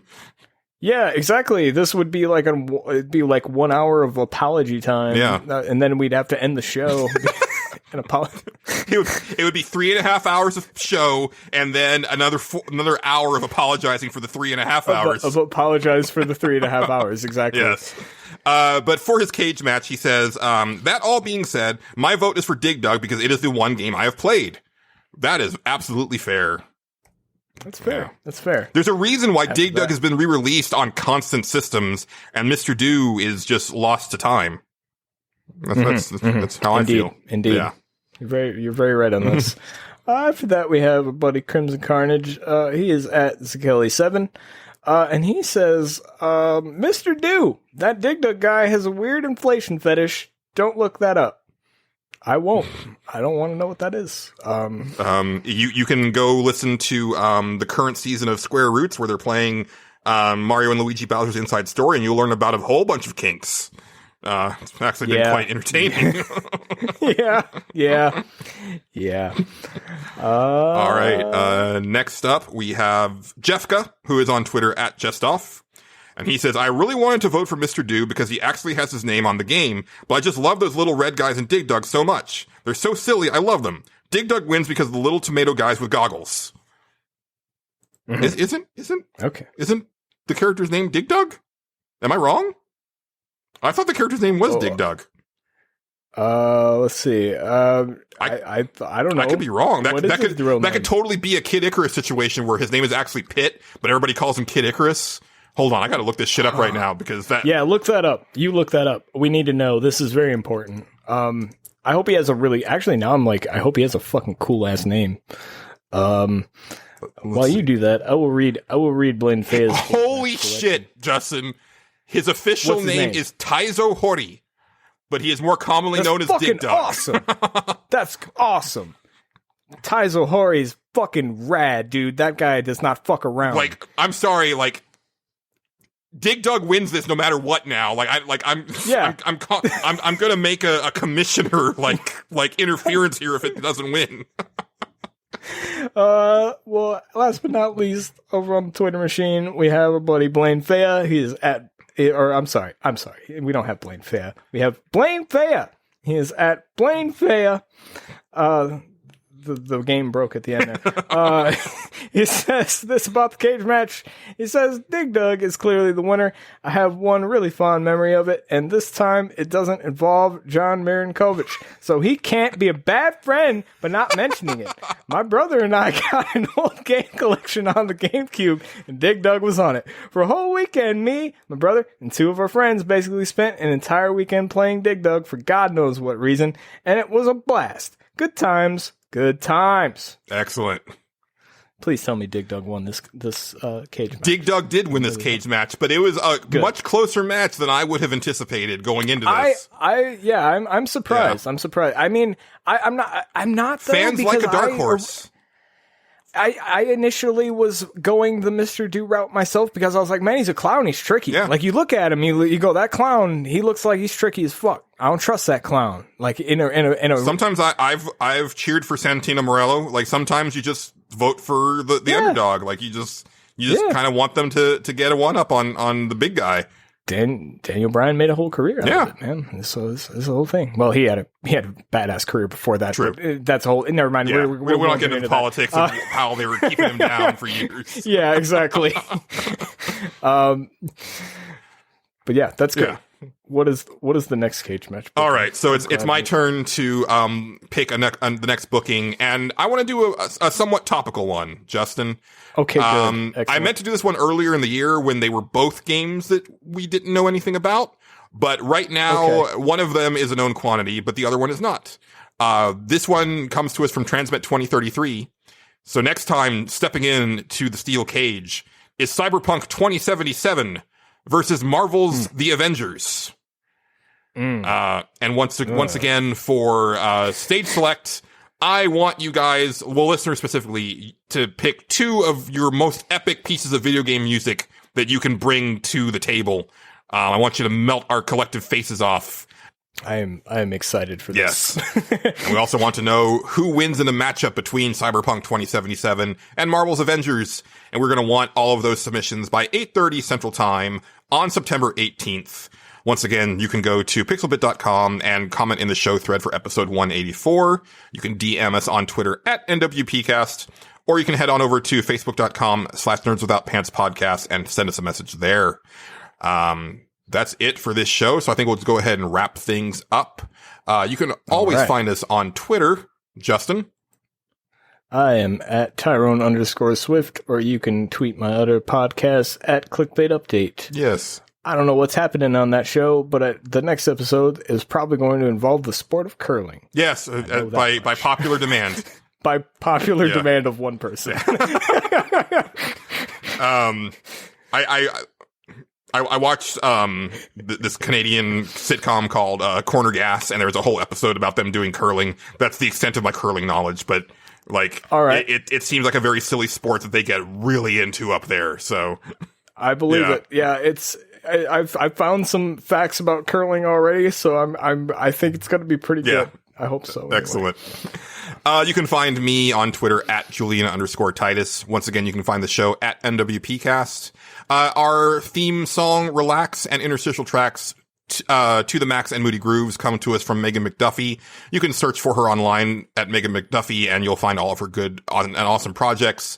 And also, if you enjoy the show, consider rating and reviewing it on Apple Podcasts or wherever you rate and review podcasts.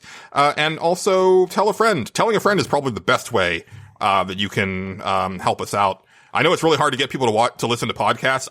Trust me, I know. It is. It is very hard. but if you've got a friend who's really into games and they've got some free time on their hands, or, like, maybe just play them like a segment. Like, don't even play them like the whole show. Just like play them like just one part that you thought was funny or something like that. And, that's kind of, that's the Trojan horse right there. That's how you do it. Tell them it's a podcast about people who bet on horses. We didn't find out who won the Oh, well, let's find out. Hold on. Let's do that. I almost forgot. I feel like we should have done that way long ago.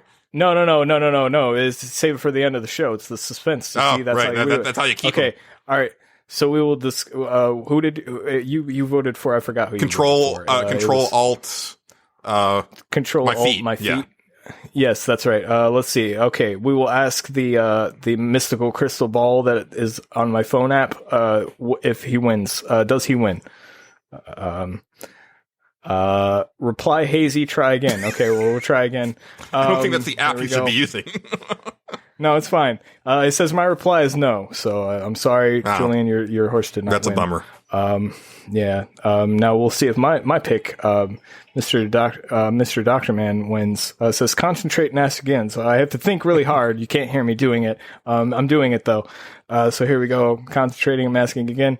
Better not tell me now. I'm going to say that he wins.